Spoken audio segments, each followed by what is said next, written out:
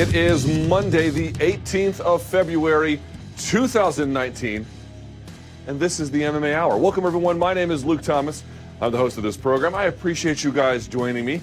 What a show we have planned for you donks today. First of all the reaction that you want to get from Bellator 215, Bellator 216, and UFC on ESPN 1. We're going to have a ton of that, plus, well, more than a few guests joining us. The co-headliner for Bellator 215, Matt Mitrione, is going to be here. A gentleman who has a very important fight in his UFC career coming up next week. Stefan Struve will be here. All the rage from UFC, or I should say Bellator 216. Valerie Loureda will be here. That's kind of interesting.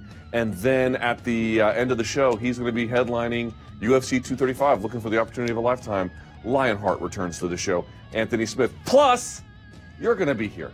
You're going to be my guest two different ways. Number one, with your tweets, using the hashtag #TheMMAHour, as well as with your phone calls at 844-866-2468. We'll do that in the sound off. I'm told there were a gazillion of both of those. I always appreciate when you guys call and contribute. I like doing the show with you. It's fun. Welcome, everyone. Hope you had a great weekend. I am so tired. I would like to, what's the word I'm looking for? Die? Yes, I am so tired I could die. I normally like those Sunday cards when I'm just a fan, but when you have to have a show ready the next day, whoo, they cut into your hours. Plus, last week was a hell week for me with my other job, and I'm tired. But you know what? I'm also caffeinated. Vox Media has the worst coffee on earth, but I'm going to drink it anyway because it puts me in that mood, this liquid magic, to get going. One little fact about caffeine that folks may not know, this is apropos of nothing.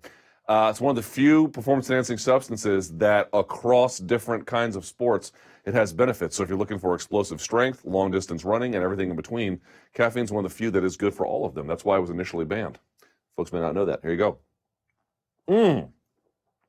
Que delicioso. All right. As always, don't forget the Monday Morning Analyst is going to be exclusive to YouTube. We're going to get into it here, but if you're listening on the audio platform, don't worry. We won't run through all that stuff in the that platform and make it hard for you to understand and listen to. We're making it a YouTube exclusive. One note about, by the way, last week's MMA Analyst. People always ask me, do fighters or coaches reach out to you to say either positive or negative things about it? And the answer is sometimes. Never have I had an episode where more UFC talent reached out to me about it. And I'll just say this. I really appreciated their feedback. Probably the nicest feedback I've ever gotten. I'm not going to say who it was, and you could say, oh, I don't believe you, Luke. You are welcome to believe whatever you want to believe, but it's really true. So to everybody who downvoted that, congratulations, you played yourself. But I wanted to sort of point out here, I noticed that when it first went up, people were a little skeptical of it. The downvote ratio was a little bit skewed, and then as time went on, that's what I'm talking about. So appreciate everybody who watched that. All right. I have rambled incoherently enough. It is time now, ladies and gentlemen, for the Monday Morning Analyst.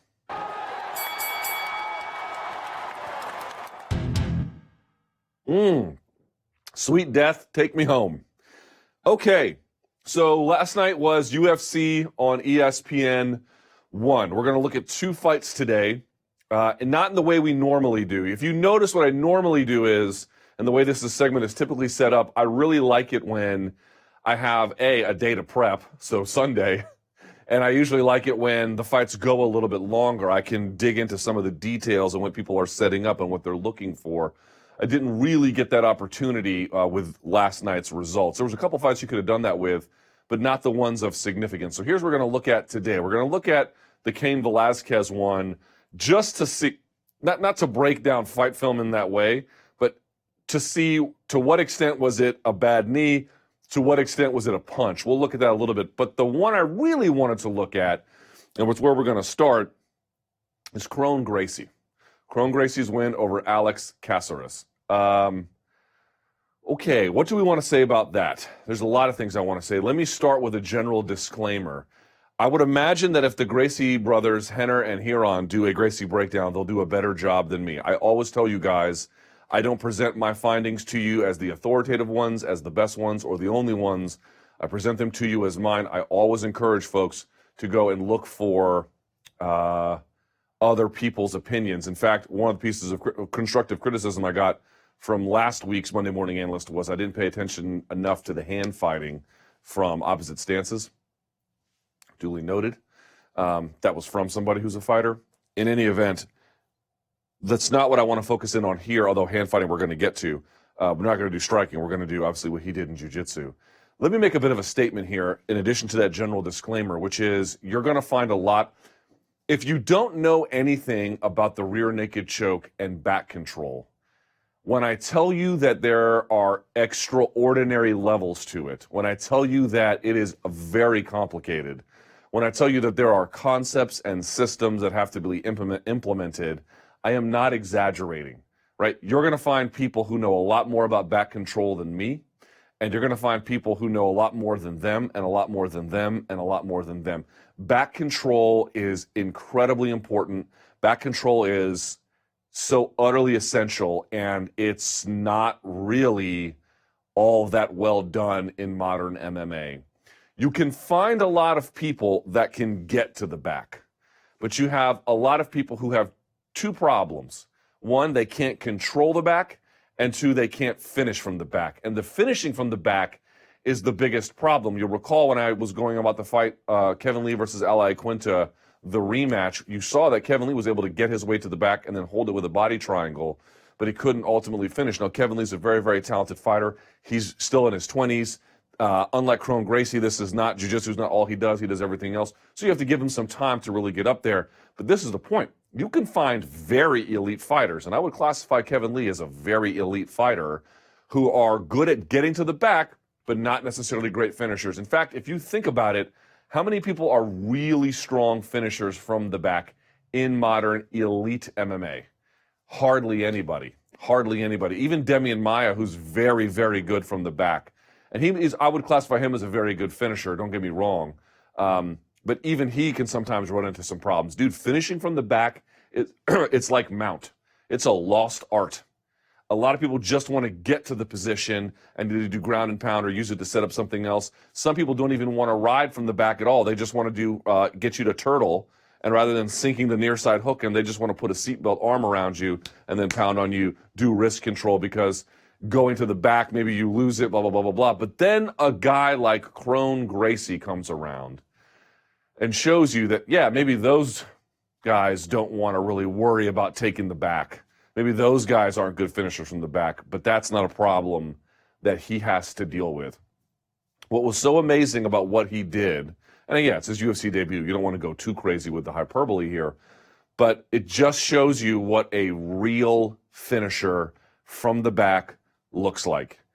Alex Caceres never had a prayer with the hand fighting. When you go back and you watch it, which we're going to look at, you're going to immediately realize it was over as soon as it started. It was never going to go his way. It just wasn't possible. And so that's what we're going to focus on today. Put this up here if you don't mind. I don't have a slide where I put up all my insights and I crystallize everything. There's just not enough material to work with here. I could probably do it, but it's his UFC debut. You don't want to go too crazy. The only thing I mentioned before is you're going to find people that have extraordinary back expertise. John Danaher has a series on BJJ Fanatics where he has a whole system of attacking the back and, all the concepts that go into hand fighting. That's the best guy to talk to about this, not me. But I'm going to give you some details that'll help you understand what Kron Gracie did and why it was so special. But as I mentioned before, I'm not presenting to you myself as some kind of authoritative expert on back control. I encourage you to seek out those who are to get the final word. But this will help you get started. Yeah? Okay. Let me also make one cautionary note here. I did not like Kron Gracie's stand-up. And you can say, oh, look, what do you know? Fine, you can dismiss me if you want. But what he was doing was that Gracie where you raise the leg and then you jump into position, like what Hoist was kind of doing a little bit here. He's kind of, look, if you watch him, he's like flat-footed. And you see that hop that he's doing here? On the ground, I don't know who in that weight class could possibly touch him. On the feet, if that doesn't get cleaned up, it is my belief he'll probably get in a lot of trouble for that. Somebody's going to take advantage of that. That's just my honest opinion. You can tell me I'm an idiot and worthless and I don't know what I'm talking about, and I'm not guaranteeing someone will, But it just seems kind of inevitable that if they stuff the takedown and they can get their back off the fence and they can circle and put the jab behind it, that's going to get him in trouble. Different story for a different time. Okay, so he does this. Look at that thing. I mean, this is straight out of UFC 1.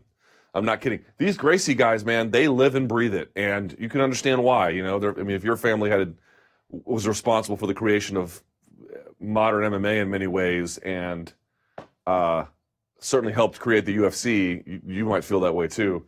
But in any event, so this is the thing they do. They use this as a range finder, and they're trying to usually duck under a punch. Usually from here, what they're looking for, body lock underneath your armpits, and from there they do all kinds of things.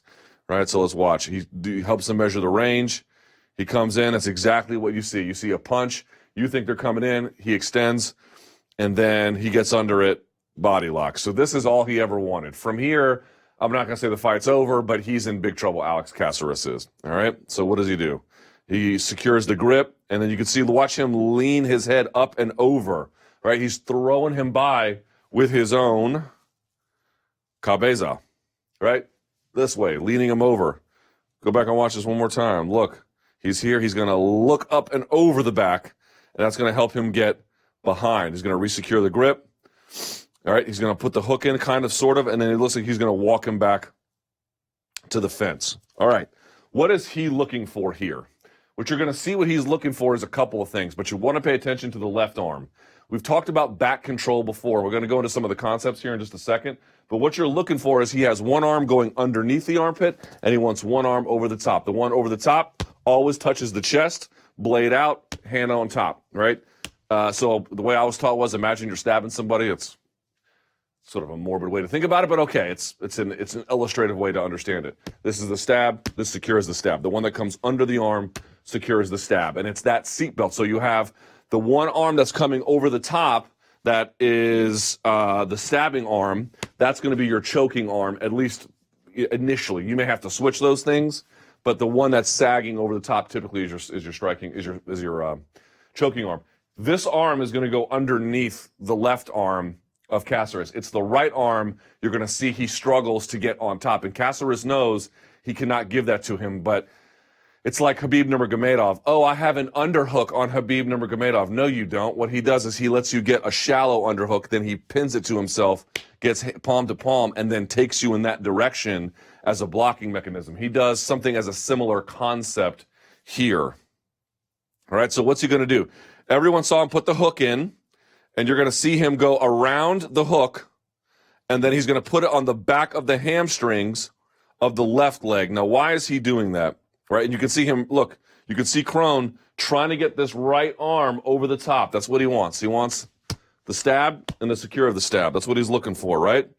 And Caceres doesn't want to give it to him, because if you're Caceres and you have both arms coming underneath and you can hold them, you're not going to win that way, but you're definitely not going to get choked. If you hold both of their hands and both of their wrists and you secure and they can't move, what can they do? They can't headbutt you. They can't pick you. They can't lift you. They can't do anything. Maybe you fall to the ground, but there's no choke there. So he just looks like he's in, again, remember the levels of jiu-jitsu. Survive, defend, attack. This is defend/survival. That is attack. All right? So he's just trying to find his way. Now, I want you to pay attention to that right here. What is that? Okay, there's probably a lot of mechanisms to this one, but it's a few things. One, I think it will impede some of the ability of Caceres to walk. If someone's got a hook on this leg and behind you, there's just a natural impediment to motion. Number two, what he's looking for is some kind of way to secure himself to get to the back without having both hooks in yet. This is even though a hook would go over the hips, this is a placeholder that's going to allow him, imagine like a stirrup in a trying to get on top of a horse. You step in that stirrup, and then other ways to then get on top. He's already got the one hook in, but this will help him control the hips a little bit and the movement of Caceres while providing himself on the back of the hamstrings as an anchor to then pull and shift weight and whip around. That's what that is. It's a placeholder to help glue himself to off balance and then to make sure he can ultimately secure proper position. And now you see he's got the secure of the stab. He's looking for the stab, okay? So that's what he's got going here. Folks are wondering what this is. Yeah, there might be other functions to it. There might be other setups from that. I don't know them. Again, that's why I encourage you to talk to a full-on expert about it. But for sure, it's going to do that for him. You're going to see it when he hops up. Now, he's got double unders from behind, but that's not ultimately what he needs. And by the way, he's not worried about getting single-legged, even though he could get the arm and drop here, because if you take Kron down, you can just take Kron down. But the angle there is a little loose. All right, so he's finding. I want to pay attention to the clock here. It's 3:50-ish or so, yeah? All right, so here's what he's going to do. He's trying to find that moment. He's hand fighting back there. He's going to step around. Now watch this. He steps around. Again, he's still got double unders. He does not want double unders from the back. He wants under and over. All right, one choker. There it is. You see him pull it out. He's trying to get it around, and he can't quite get it. So he does something kind of interesting to do it. And you can see him hand fighting back here, and I can't quite tell all the sequence. But here's what it looks like to me. So you see him coming out here. Caceres is trying to hold him with the wrist here because he doesn't want it coming over the top. But it turns out that that's not enough. In fact, it looks like that's all he needs to do this. So once he gets this, here's what he does. Look at this. Watch the switch. Once Caceres holds the wrist, it looks like there's a wrestling to the point where the arms comes out in front. And when it does, it bends. And when it bends, you're going to see, look at that. See that? So it comes out on top, that elbow. Now, what happens is Caceres has occupied his hands. He had used that other hook as a way to anchor himself to come up and around. But what he's going to do is he's going to use this to block that side and then lean heavy. So no, he doesn't have the strangling arm yet, but what he does have is a way to block that side. So when he comes around, Caceres wants to brace himself. And look, he just leans over and pulls him down. By the way, that must be incredibly stressful on the knees. And they drop just like that. And now he has his far side securing arm, which he's going to get right there. And when he rolls through, by the way, notice he rolls him off of his base. Do you notice that? He doesn't let him sit here. He rolls him through, and even though Caceres is on this elbow, he does not allow someone to be on their base. Like BJ Penn, when he finished rear naked chokes, what did he do? He would snatch you off of your base. You can build from your base. So we don't want to do that. So he takes him off of the base. Caceres does not want to allow this overhand strangling arm, but it doesn't matter. They hand fight. He just extends to the point where he can no longer extend. The guy with the higher hips is going to be able to just pull further back. Just think about it realistically. Unless your arms are like twice the length, you don't have the mobility to pull them back. So he just yanks it back at a far enough angle and then comes over the top. So now he has basically everything he wants. You are on the ground. He has the strangling arm. He has the securing arm. He does not have the far side hook yet, but that's simply a matter of time. He's already ready to do it. And once he rolls you just a little bit, it's going to sneak through. Again, 3:35 on the clock here. Pay attention. So they go to the ground at 3:35. Watch how clinical this is by him. It's outrageous how good he is. Now, a couple of concepts. Look at this. By the way, he doesn't have that knee all the way through. So as a placeholder, he's going to bring that around and secure the waist like that. So now Caceres can't slide his hips out and around. This will act as a blocking because I believe he tucks the instep. Yep, see that? Caceres already knows if I can just get my hips to the mat, maybe I might have a fighting chance to roll out of this. Again, there's different ways to do that. But as long as, you don't... Back control is two ways. It's the harness, well, I should say, it's the harness up top, and it's also the use of the hooks, all right? So he does that to stop any kind of roll and then uses that instep. See that instep here? Right here. He uses that to block while he pulls the knee out. Just like this. Whoop. And then extends him a little bit, yeah? At the same time. Caceres wants out of it, and he can't get it, so he just sort of rolls through. Some concepts about back control. As I mentioned, it's two parts. It's here and it's here. Here's another one that a lot of people get wrong. They'll use the body triangle and then use that to hold somebody, and it will hold somebody, but it doesn't account for why you also have to be controlling the upper body as well. So it's a tight way to keep somebody there, but it's not a tight way to get anywhere close to a finish. Number two, your chest has to be locked to their back. No daylight on that thing. Now, there'll be times where, of course, in a real live fight situation, you might lose it. But as a concept, you are glued to that person. Your head is right next to theirs. Your hips are slightly above, which puts you in the control position. He has everything. Hips are above his. Look at that. Tight, head to head, all that stuff. By the way, in a real life fight situation, you want to get head to head because they can headbutt. But if your head is pressed against theirs, it eliminates some of that risk, and you can guard it and tuck it exactly where you need to. Now, on hand fighting, what you're looking for is a lot of different things. I don't have time to get into all of it. What you're looking for is the guy with the high hand. If my hand is on top of your hand, typically I might be, not always, but typically I might be in an advantageous position. And it depends where you want to grip. Some people go to the knuckles. Some people want to pull up the hand this way. Again, seek out other opinions on this, but that's kind of a baseline of what you're looking for. You're looking for high hand. And what I want you to know something is, right now, this is the choking arm. You can choke from under, you can choke, you want to lean to the side where the choking arm is. You can finish in a situation where the choking arm is on this side. You can do it where the choking arm is up, but typically you want to be on a side where you're finishing. Not always, there's not a hard and fast rule, but if I'm Caceres, I'm thinking about this right now. So what you want to pay attention to with the hand fighting is Caceres is in the red, Kron is in the blue. What Kron does is Kron tricks Caceres into going 2-on-1. So then he tricks him, he pulls the securing arm out, then that goes against the throat. By the time Caceres realizes it, it's too late, and what you're going to see is a lot of jiu-jitsu guys, when they make the transition to MMA, the gloves get in the way. Kron already knows what to do. Watch him. I cannot grab your glove, but I can grab my glove all day. So what he does is he confuses him with 2-on-1, snakes the arm through, and then takes his own glove, almost like it's a jiu-jitsu lapel grip, like they call this a cat's paw grip in jiu-jitsu, where I take the sleeve. So there's the motorcycle grip, and then there's the cat's paw grip like this. He takes the inside and just cat's paw grip, pulls it over on his own glove, and once he gets to the securing position, it's over. So let's watch how he does it here a little bit. So again, what you're watching for is, so let's pay attention to the mechanics here, right? So this is Kron's arm, but who has the high hand? Caceres does, okay? And here's Kron, but it's tucked underneath. So right now, in this moment, Caceres is doing okay with hand fighting. Watch how Kron sets this up, all right? So Caceres secures the securing hand himself. He gets the high hand, so that's better. Couple of punches to soften up Caceres. Let's move here a little quicker. Soften it up. Then he comes across to the face like this, over the top of the hands to pull it up.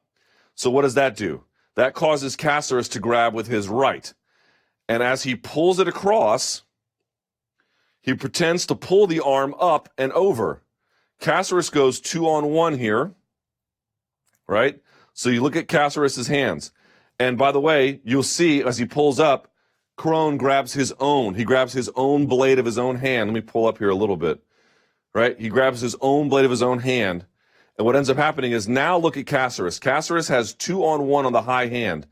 Go back here, right? As soon as Kron feels the 2-on-1, he lets go of the securing arm, or tries to for a second there. Can't quite get it, right? Caceres goes back to it, all right? And you see him turn and pull. So the hands are attached to the top of Kron. Kron pulls, so naturally Alex Caceres' arms go with him, right? Let me pull this down. Here we are. He tries to re-secure that right side. He tries to get it again while having that left arm kind of still underneath. Caceres goes 2-on-1. Once again, Kron this time, pay attention to this. Pay attention to that. Kron sneaks it out, feels the 2-on-1, gets behind. So Caceres is still worried about this one, not knowing that the left hand is coming. And what happens is he pulls it off a little bit. Now watch what he does here. This is just nasty. Hold on. Watch this. Look how far back the hand is already. Okay, hold on. Here we were, right? Sneaks it through, pulls it back, and within, the hair's breadth, he's already got it through. Caceres is still fighting the wrong hand. So Kron takes his own glove. Look at that. Once Caceres lets go, he takes his own glove and pulls it to secure. Let me zoom out here. He's pulling on his own glove about 20 seconds after they hit the ground. And then from there, they used to teach this, but, kind of almost like an up yours to finish it. Now they just teach sort of coming in on the side to secure. And I want to show you one more detail that's really important that a lot of folks don't realize. All right? Caceres goes to pull the high hand off, which is correct. You can finish someone with a rear naked choke with one arm, but it's very difficult to do. All right? So he pulls that off. Watch what Kron does. Not only does he switch grips here for just a second, he pulls it back, leaves the securing hand. This is what I love. He strips the grip. But what do you notice about the grip stripping? A lot of times what happens is we get beginners who want to play with the gi, they'll grab a grip or you'll grab one of theirs and they'll strip the grip and let it go. And they'll use these big motions to get it off. Kron just does this. His hands barely leave his body. He's not doing this. He's not pulling it off like this. He's not popping a grip in a super hard way. He's just, watch this. Watch how far his hands move. Watch this. Watch how little it travels. Pop just to break it and goes right back. Folks, that looks like it's easy to do. It's not. You have to know just how to slide someone off. You have to have the physical discipline to pull it back in, and he had all of that. And then, once he sinks the choke, it's a wrap. He tries pulling on it again. Folks, notice this. What happens is he goes 2-on-1 here, and he switches again. He just pulls it back behind him, like in a circular way, resets it, and then he's going to just tuck it underneath the backhand like that, and then use his chin right there as the securing mechanism. Once the chin comes sort of over the wrist/forearm, like that, he's going to lean his head into it and then drive it past. Oop, low battery. Like that. And that, ladies and gentlemen, is all she wrote. Put the thumbnail back up. We'll go to the Cain Velasquez one very quickly. Just want to point out, that is like next level finishing. That wasn't necessarily next level defense from Alex Caceres, but he did the best he could given the skills that he had, and certainly we have to appreciate that. People are in high-level MMA are not good finishers from the back. When you see somebody who's a good finisher from the back, it'll take your breath away a little bit. All right, hold on just a second. Don't put up the thing yet. Let's get past this. Blah, blah, blah, blah, blah. All right, put it back up here. Real quickly, what happened to Cain? Was it a knee? Was it a punch? Actually, you can put the thumbnail back up. We'll go right to it here for just a second. I don't want to do more than we have to. Bop, bop, bop. All right. Here we go. Okay. Go ahead. Real quickly, I went back and I watched the Travis Browne fight at UFC 200. What lesson could I infer from that?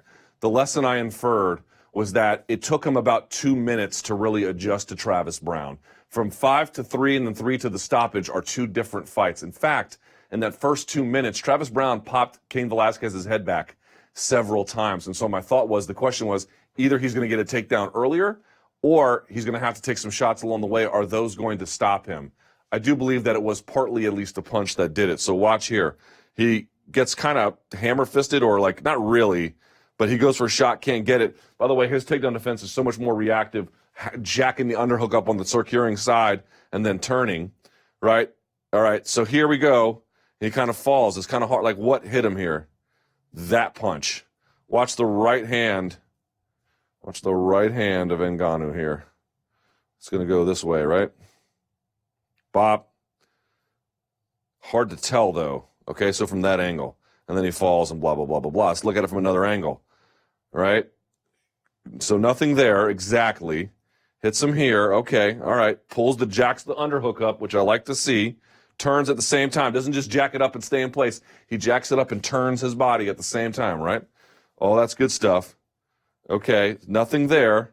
But watch the right hand of, watch this. Let's see if we can see anything. Pop, yeah. Pop, and then as he tried to get his footing, everything just collapsed on him. Now, I don't think it rocked him. I don't think he was like, ugh. But even if it just off balances you for a second, right? Here's the last angle. Again, jacks the underhook and turns his hips, right? Pushes him up with the punch, misses there. Again, watch the right hand of, we're watching this. We're watching this, okay? Let's watch. Pop.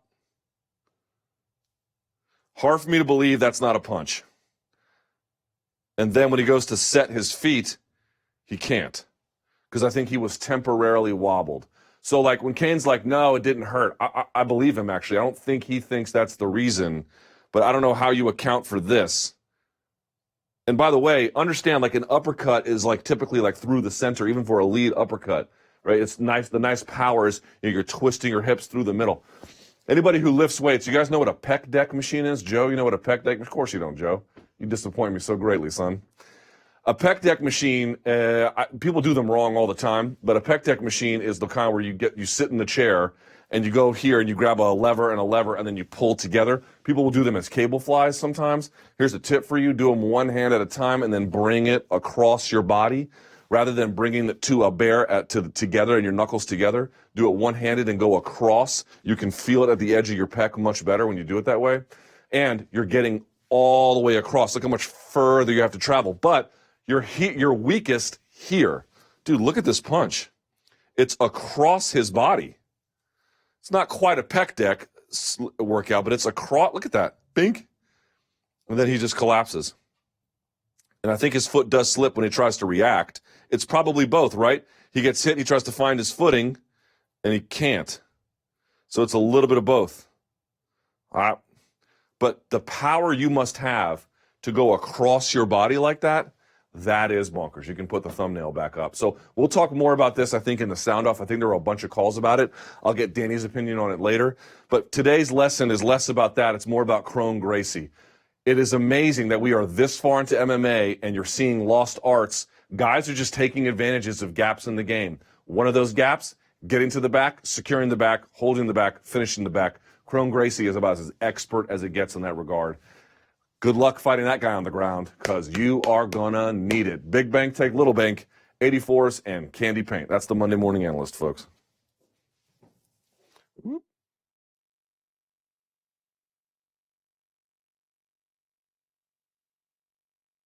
It's time now for a round of tweets, ladies and gentlemen.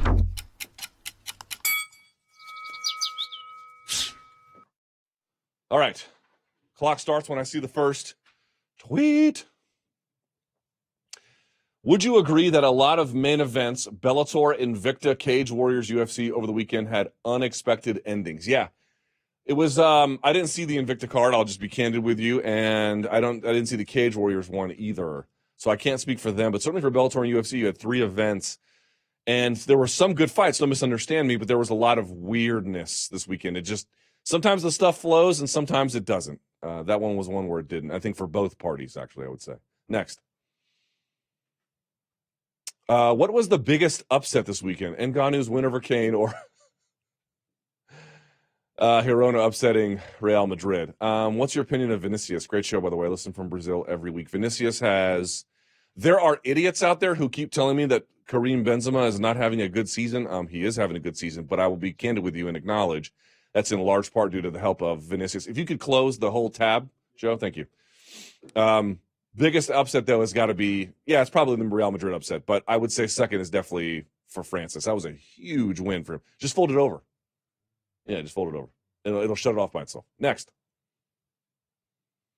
Hi, Luke and Danny and assorted others. This is from Brittany. Wow, a female. This is amazing. Can you please explain why Ngannou was credited with a KO versus a TKO in this instance? Love you guys. Love the show. And stop watching. We'll stop watching Never Thanks. I don't know. That's a good question. I'd have to ask a referee about the proper way that is answered. I don't know. And I'm not going to pretend that I do. It's a good question. It's a great question. I'm sorry that I do not know. Next. Can we talk about Brian Barberena and Vicente Luque? Luque is one of the most underrated fighters in all of MMA. Again, I said this on my post-fight show yesterday. I'm not saying it's the exact equivalent of being the Douglas Lima of the UFC. That's not quite right because I think Lima has ascended to higher heights. But there is a sense that these two quiet guys that just go in there and put on violence don't quite get the respect that they deserve. Certainly that's the case. And then Brian Barberena, my God, his ability to withstand that. Woo, that was incredible. So fun. I know Brian moved out to Tennessee. He ran into Pete Rubish, one of my favorite powerlifters, but he's still with the lab. So, what to make of that, I don't know. Here's what I do know. Vicente Luque is asking for a top 10 opponent. It is about time he gets one. He has earned it. Next. How classy is Cain for bringing Ngannou back to the microphone and praising him so those pinheads in attendance would stop booing him? They even booed while he spoke of a death in his family. Worst crowd ever. Yo, Phoenix, y'all sucked. I'm supposed to get on here and just say nice things about everybody so they don't get mad at me? Sorry, y'all were terrible. One of the worst audiences I've ever heard. Now, standard low-level primate wooing, which is done for people who have no lives and simply need to have a moment where they can make it all about themselves in public. And there's been great audiences. I'm sure are good MMA fans, rather, in that area. But as a crowd, y'all in Phoenix, terrible. One of the worst ones ever. And I have no problem saying it. Y'all sucked. Next. Who do you think Paul Felder fights next in the lightweight division? Also, after these two losses, what does the UFC do with James Vick? Does he remain main card material? I suppose it depends on the matchup. For folks who may not have heard, Paul Felder punctured his lung last night, apparently sometime doctors believe, in the third round. He had to stay in the hospital last night. We were looking to get him on the show, but obviously that wasn't going to happen. So a tremendous win by him. Dude, I am not ready to close the door on James Vick. There are things he has to work on. He got a little bit ahead of himself, obviously, with the Gaethje fight. He was very competitive in this Paul Felder fight. And, yeah, there are some things that have to be tightened up. But, in fact, I was a little surprised he didn't wrestle more, to be honest with you. So maybe switching some things up that he's doing. But, and he has to reset the level of opposition he's fighting. But I'm not closing the door on that guy at all. Next. What's your take on a fight between Ortega and Kron? If Brian Ortega kept it on the feet, he would destroy him, I think, to be candid with you. And I saw a lot of people being like, oh, you should do Ryan Hall versus Kron Gracie. Okay. No, you don't want to do that. Ryan is probably going to keep it on the feet where he has the advantage. And on the ground, they're going to stalemate each other. Do y'all watch high-level black belts compete? It's boring. It's boring. High-level black belts typically, in MMA, it can be a little bit different. But outside of that, they just neutralize each other and they win on advantages. No thanks. Have them fight people who are lesser than them in jiu-jitsu. One more, very quickly. One more. Dominic Cruz mentioned all fighters will have a different definition of fight IQ. What is your definition? Yeah, first of all, Dominic Cruz is my favorite commentator in all of MMA. If you don't like Dominic Cruz as a commentator, it's because you're the kind of neighbor who doesn't mow his lawn. You're the kind of person who talks closely to your coworkers at the office. You chew food with your mouth open. You talk in movie theaters. You're just wrong with the world. But I disagree with his idea that everyone's going to have a definition of fight IQ. Fight IQ is making good decisions in fights. That's what that means. Who makes smart choices based on what's available to them. Now, those choices will differ based on opportunities, challenges, and skills. But nevertheless, you're either getting towards a place where you're winning or you're not. Fight IQ is a good demonstration of that. All right. Do we have our next guest? All right. We had to shuffle things around. We shall shuffle. This gentleman returns to the Octagon. I am very, very, very excited about this. I haven't seen him in a while, and he makes his return this Saturday, I believe. He is the finest out of the Netherlands when he takes on, of course, a UFC on ESPN 3. He'll take on Marcos Rogerio de Lima. The one and only Stefan Struve is here. Hi, Stefan. What's up, Luke? How are you? Good, buddy. How is Beaverwick? Everything's good, man. It's good to be home for a while. Been doing my camps in Florida for the last 7 fights, and this one I was at home. So yeah, everything is good, man. It's good to be here a little longer for a change. What do people do for fun in Beaverwick? Well, usually this time of year, February, it's freezing cold and there's snow, but right now it's in the 50s. So it was actually nice to be outside for a change, for fun. Well, it's not exactly beach weather, but what do people do for fun right now Yeah. this time of the year? Normally ice skating, making Uh, snowmen, but right now not so much. are you a big ice skater, Stefan Struve? I haven't done so for a long time. No, I haven't. You'd be like a giraffe out there. I'd make it look good though. I believe you. I believe you. You're very athletic. I believe you. Hey, so why did you decide to go back to the Netherlands for this one, or has that been more recent? I've been traveling a ton the last couple of years, back and forth to Florida, and I was in Kazakhstan for to corner a teammate of mine in December, and then the fight got announced. I signed the fight, and I was like, I'm in Kazakhstan now. I couldn't make it into Florida until like halfway January.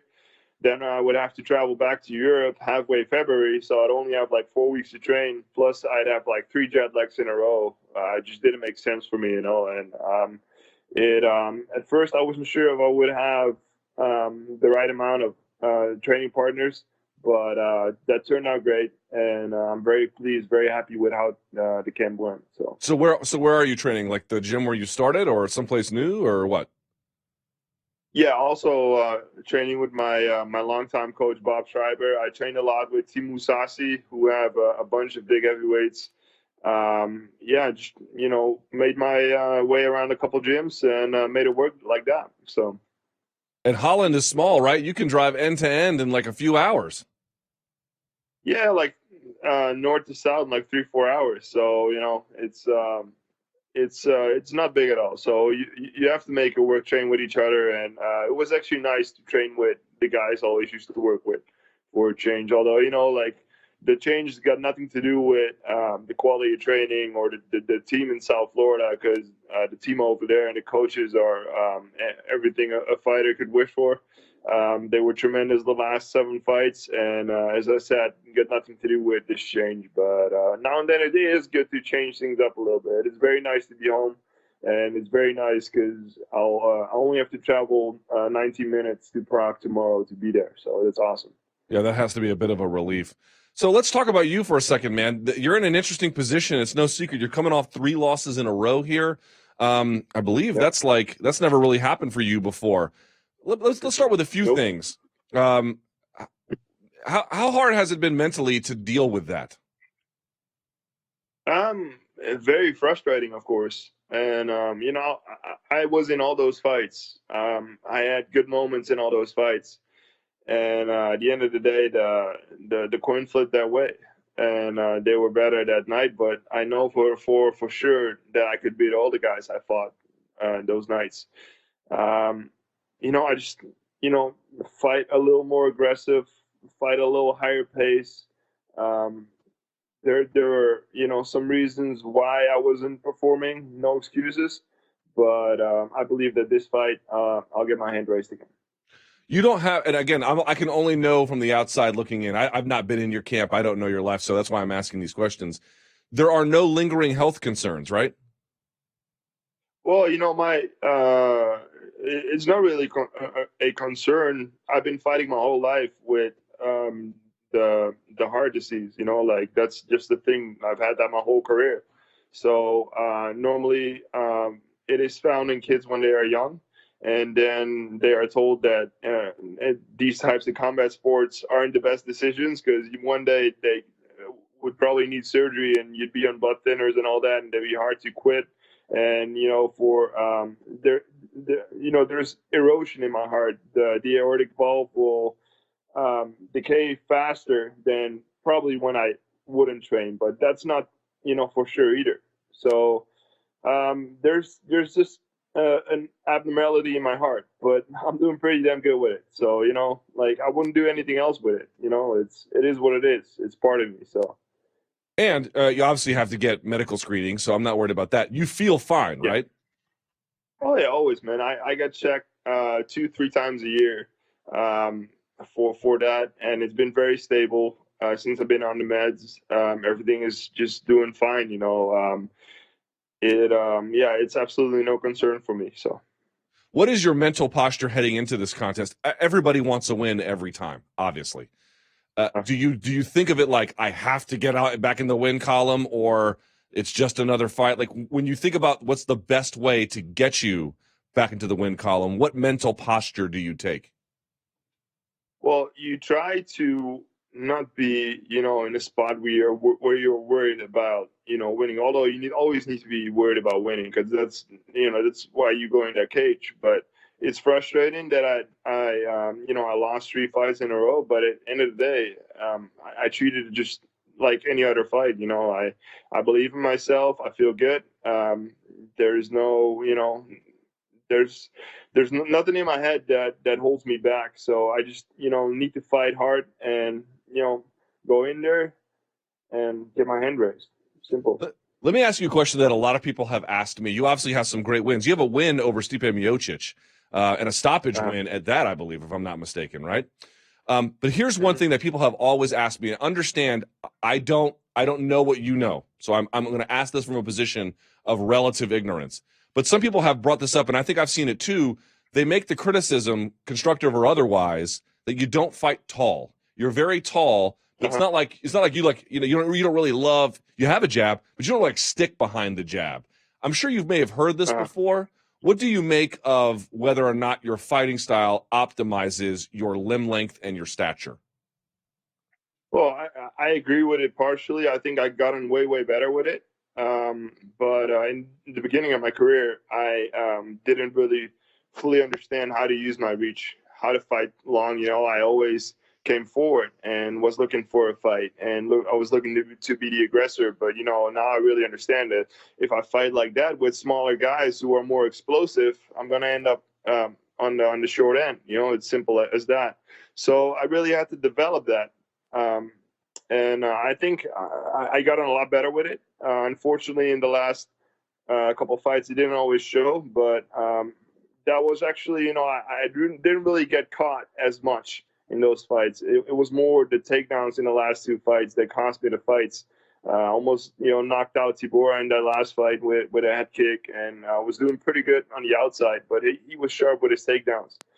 I believe that fighting tall and just being smart with it will be one of the things this weekend that's going to get my hand raised. So let's talk about your opponent. Brazilian, heavy-handed, has gone, I think, a bit back and forth with weight classes. For a while there, fought at middleweight, but he's back at heavyweight now. He has 1 win since doing that over Adam Wieczorek. What do you make of your opponent? When you think about what the hurdles are you have to clear to win, what are they? Yeah.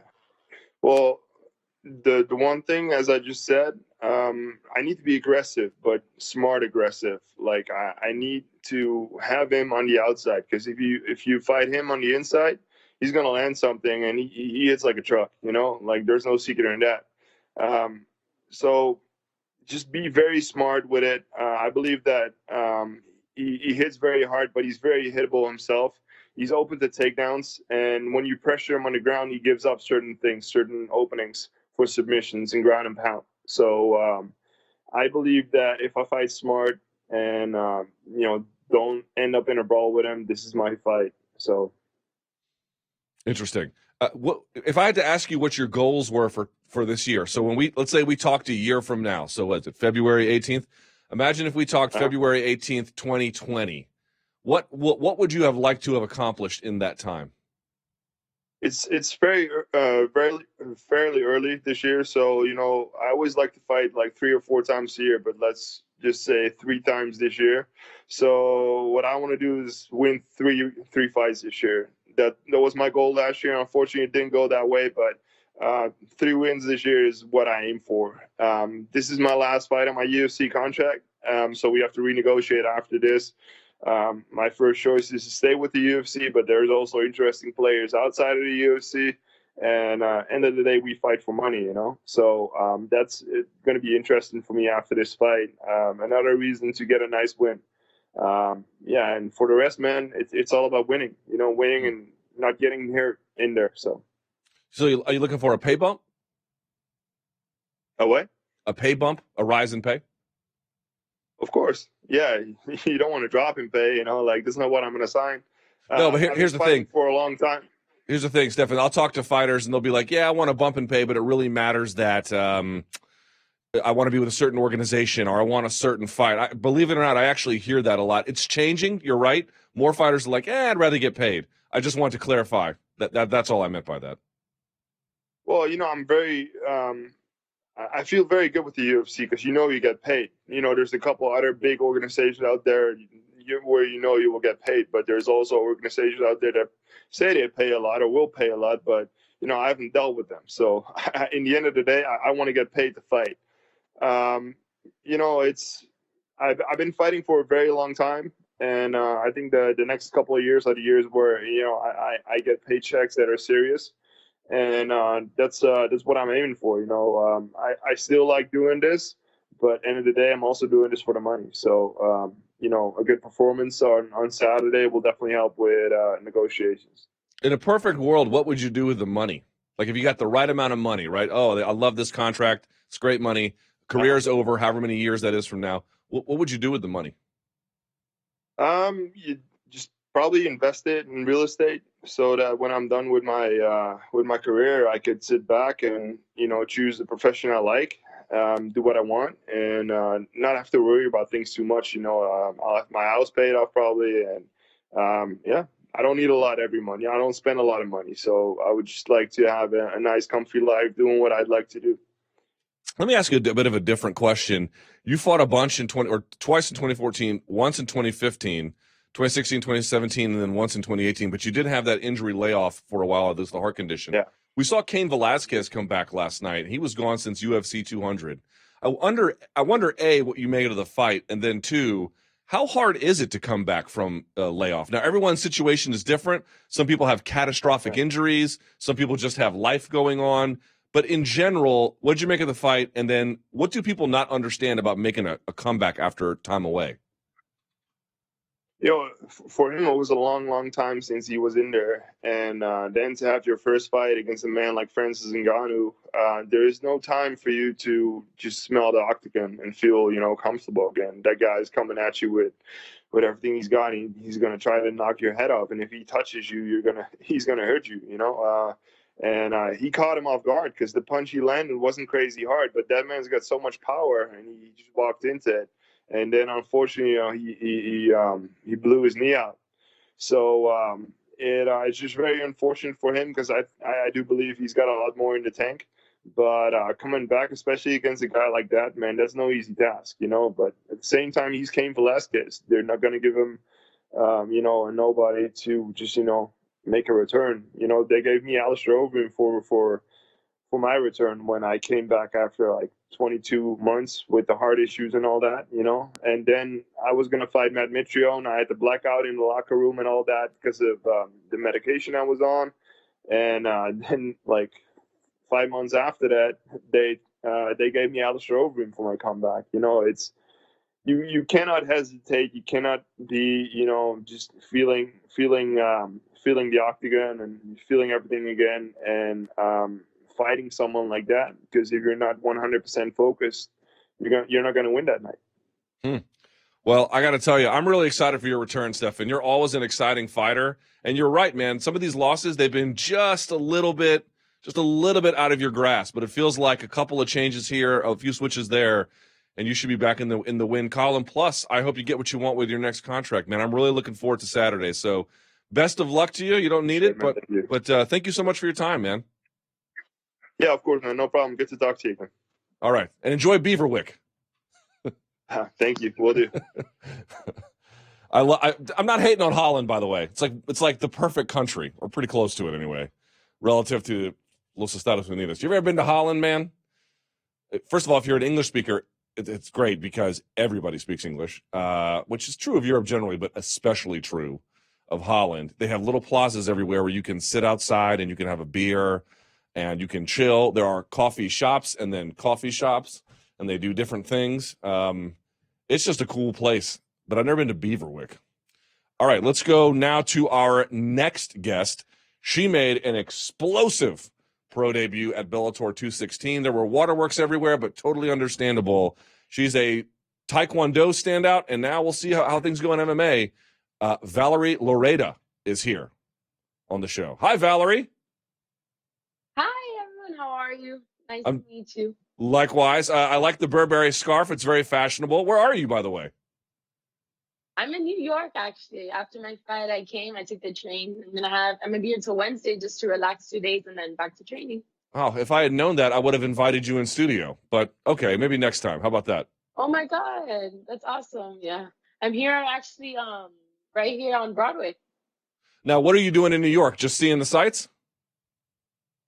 Yeah, I've been here a lot, but just enjoying because it's 2 hours from Connecticut. So I was like, we're just gonna stay in a nice place here and just enjoy a little bit. I need a little 2 days vacation. All right. Yeah, you certainly earned it. So let me ask you this. In your mind, before you fought on Saturday, your pro debut probably looked a certain way in your mind. Ultimately, it played out the way it did. How close were they relative to each other? Wow, honestly, I had everything planned out for a while about how I wanted to look for certain days, for media day, for my weigh-in. I told my designer my clothes. I design my clothes. Like I like everything being perfect, but it's because that's the way I am with my brand, and that's who I am as a person. And when everything goes the way I see it and it's right, that's when I perform the best. So I've had that plan. So everyone's like, wow, it looks like everything was so nice and perfect. I'm like, because that's how I like. I made sure of it, right? And then during this week, I was telling my parents, I'm like, everything's been going as I planned and nothing could be better. The only thing is I have to win tomorrow night, but that was never a problem for me because I always in my head was like, there's no way that you could come out of this fight losing with the camp that you had, the work you put in. I couldn't have put 5% more into the training that I did. So I was just confident in that. But of course, on fight day comes and you get very self-conscious and you start doubting yourself. But I kept telling my family members, I go, the moment I see one opportunity, the fight's not going past the first round, I'm going in there. I'm not going to be patient. I'm going to go in there. I'm looking for my knockout. And exactly what I said was going to happen happened. And it's funny because I was talking to my coach at home. I was like, I knew it was going to be jab, cross, hook, liver kick because I've done it so many times and finished so many people training doing that it just turned out perfectly. I couldn't be any more blessed to have my pro debut like this. I want to circle back to the fight itself because there was a bunch of things I loved about it. But let's talk about what happened afterward. Obviously, you were overcome with emotion, and you can understand why, but I would just like to hear it in your terms. What was it about the moment that made you feel that way?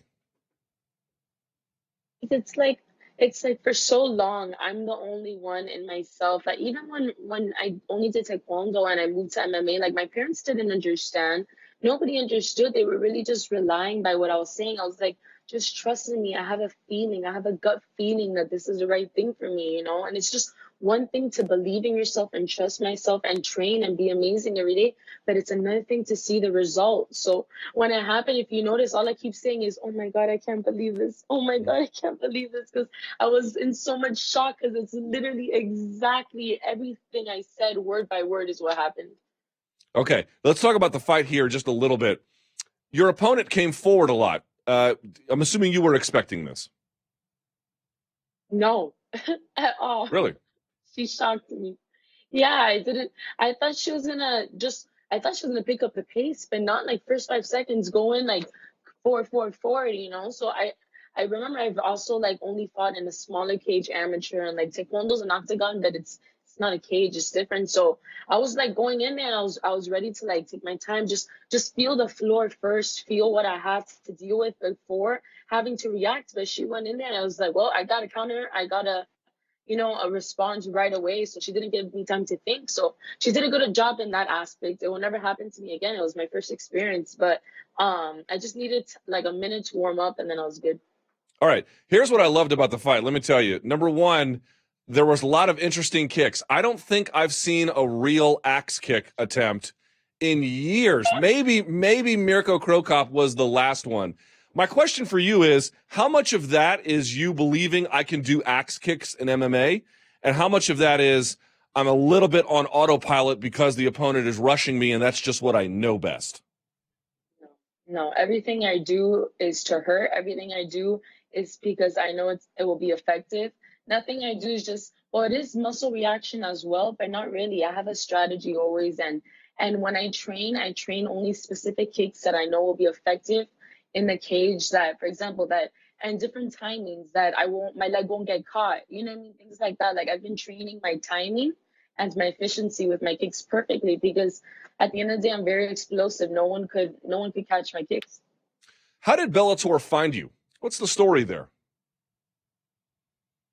So, my last amateur fight, I fought against a very tough competitor, and my 3 amateur fights, I went all the way into all of them, and nothing. I love the fact that I went all the way in my amateur fights because I knew I had the endurance and I learned a lot. I got a lot of ring time, which was so important going in pro. So I did get a lot of ring time, and after my last amateur fight, I had a beautiful performance, and it was just evident that me and all my coaches knew I was ready to go pro. So I had some offers, but my manager just worked, and Bellator, when I heard the name and I saw the story, I knew that was gonna be my home. Have they talked to you about what their plans are for you this year? No, actually, no. My manager called me. He was like, Valerie, you did amazing, but back to training, you know? And I was like, no, like I'm super hard on myself. After I've watched my fight 100 times. I go, well, I got hit there. Why did you get hit, Valerie? And I think go over it 100 times. You know, I'm a perfectionist when it comes to my fighting as well. But I'll get back in there soon. I'm young, probably in the next 2-3 months, as soon as possible, really. What grade would you give yourself? Don't ask me that. I'm really hard on myself. No, I'm really proud of myself because I the finish and I trained so hard. There's nobody that works harder than I am. So I'm happy for myself, but I'm just upset that I gave her any type of confidence at the beginning of the fight. But then I tell myself, Valerie, it was also your pro fight. Like it was your first one. Like you were in a big cage. Like you just needed no time. So I have to give myself credit. I would give myself think like a B plus maybe. Hey, that's pretty good. I think that's a very fair self-evaluation. Just because also you have to understand that it was a lot of first. You know, it was my first pro experience, my first time back there, like speaking to like the commission. So I'm like, whoa, like it was a lot of first, like, and then also like being in a main event right on my first pro fight. You know, my first knockout. Like it was just so many firsts. So I'm just so proud of myself for overcoming that and just rising to the occasion. Okay, the Taekwondo world. How let's back up here a little bit because I've never met you before. So, when did you get into Taekwondo? How did that happen? Okay, so my father's had a Taekwondo school since 1985. My dad's a big martial arts guy. He's an 8th Dan grandmaster in Taekwondo. So I had no choice but to start Taekwondo. Like there was no option. And my dad wanted a son, and I was the firstborn daughter. So the daughter, you sure as hell was gonna be a fighter. Okay, and what did you accomplish in Taekwondo for folks who may not know your bio? What's like? Give us a sense of what you did in that sport. So growing up, young age, I was always fighting the national qualifiers, and I was always winning. I would win the girls division, and after I would win the girls division because it was too easy for me, my dad would say nope, and he would put me in the guys division, which you're not even supposed to do. But I would be making the guys cry for for qualifiers. Obviously not nationals because it was another thing, but my dad would throw me in there like if I was a guy, like literally just fight, and I would make them cry. I would break their ribs, and I would embarrass the men, you know what I mean? And then just then I would go to nationals. I won every nationals growing up, and that's when people saw like, damn, this girl's like actually really talented. And then I started traveling all over the world internationally because I had the Olympic dream. My father and I had the Olympic dream, but and my mom got sick when I was in high school, and I was training for the Olympic qualifier. I never got to fight an Olympic qualifier because my mom got diagnosed. Like the whole story behind my family is really hard, but I just realized that it wasn't the Olympic dream that was my dream. My dream was to make it to a platform that will recognize me because I knew I was special and different. And Taekwondo was very point style, and it was just not my style anymore. And I saw MMA on the TV. I was like, how can those women be recognized for fighting? And I devoted my whole life to this. I could fight like that. I could be better than them. I could win there. And that's when my hunt started to be the best. Was there a particular fight or a fighter that you saw there you were like, either you admired or you wanted to do that? Just people have these moments. Just all these, yeah, the woman fighters. Like I saw the way they were being recognized for being pretty and fighting, and I was like, you're joking. Like I was like, and like my blood was boiling. I was like so like I was. You could ask my family. I was trembling. Like I would watch them on TV, and I was like, no, please don't tell me. Like I was just insulted. I was insulted because I know that I was born for this, and I just feel like I'm the most well-rounded female martial artist, and I will be the best. And I just knew it, and I've always known it since I was little. There's no one else that could possibly have fighting in their blood the way that my dad raised me to fight. It's just there's no way. So I just wanted to get in there and as fast as I could. So I just started training 4 times a day like an animal, catching up, learning jiu-jitsu, like just being so hard on myself to get to this level as soon as I can because I deserved to be there. You had sort of noticed something kind of interesting. I talked to some women fighters, and some like it, some don't. That yes, your skills and your accomplishments matter, but how you can be marketed for how you look also, some like it, some don't. It seemed to indicate you don't have a problem with that. But it's not that I don't have a problem with being marketed. The thing is that I don't want to be recognized for being marketed because that's not, before anything, I'm a fighter. And I've always told myself this, Valerie, yes, you can be pretty, you can be a woman, you can be feminine. But if you don't win, if you don't knock out, if you don't fight there, you're no one in this sport. So that's always been the biggest thing in my head. I need to be the best fighter. Anybody in front of me, I have to be. And that's why everyday training, I train to failure. I train to put myself in the worst positions so that I could overcome that in a cage. I'm not just a pretty face. And that's what I'm trying to tell the world. It's like, yes, that's who I am. Like, I love everything perfect. I love my banner. I love being creative with my brands because it's my Loureda signature. You know what I mean? But I am an amazing fighter, and anybody that's trained with me my whole life, whether it be taekwondo or now, knows that I'm a true martial artist, and it's made me cry so much because so many people who just have passed by my dad's school and trained me, they're like, yeah, I remember when Valerie, she head kicked me and cracked the whole side of my face when I was like 10 years old. And I was so embarrassed to go to school to say I got beat up by a girl, you know? That's how I am. And I would train, I would fight, I would spar. And 2 hours later, I was in my dance company practice to compete at the dance nationals. And I just have always transformed. And I just felt like that was an aspect of me that the world has to see that they haven't been able to. There has historically been tension between the traditional martial arts communities and then the mixed martial arts communities. I'm wondering what kind of resistance you ran into as you decided to make the switch. Oh my God. So when I decided to make the switch, it was, wait, can you still see me? Yeah, your face is frozen, but there you go. There you go. Okay. So when I decided to make the switch, it was just hard at first because I was just looking at the screen. I was just, when I would go train, I would just do taekwondo, like in an MMA school, like people were just trying to change my style. Like, oh, don't do that. That doesn't work. But like, they would just take taekwondo as a joke. And I feel like that's what just gave me more of that fire to really just blow this thing up and just portray taekwondo in a cage. And it's not like I just do taekwondo. Like the moment I started boxing, I started boxing amazing. I just felt it. The moment I started clinching, I fell in love with the grip and the grapple. I don't know. There was a lot of tension at first, but everyone's known I'm just very aggressive. I will never back down in my life. How about your dad? What did he say? Oh, that's another story. My dad was happy. Remember, my dad's a big Olympic guy. He's an Olympic dream guy, you know, and that was always our goal. So the moment it wasn't about the Olympics anymore, it was really hard for him. you know. And it's actually, when I first started MMA, he goes, "You want to do this? Okay, Valerie."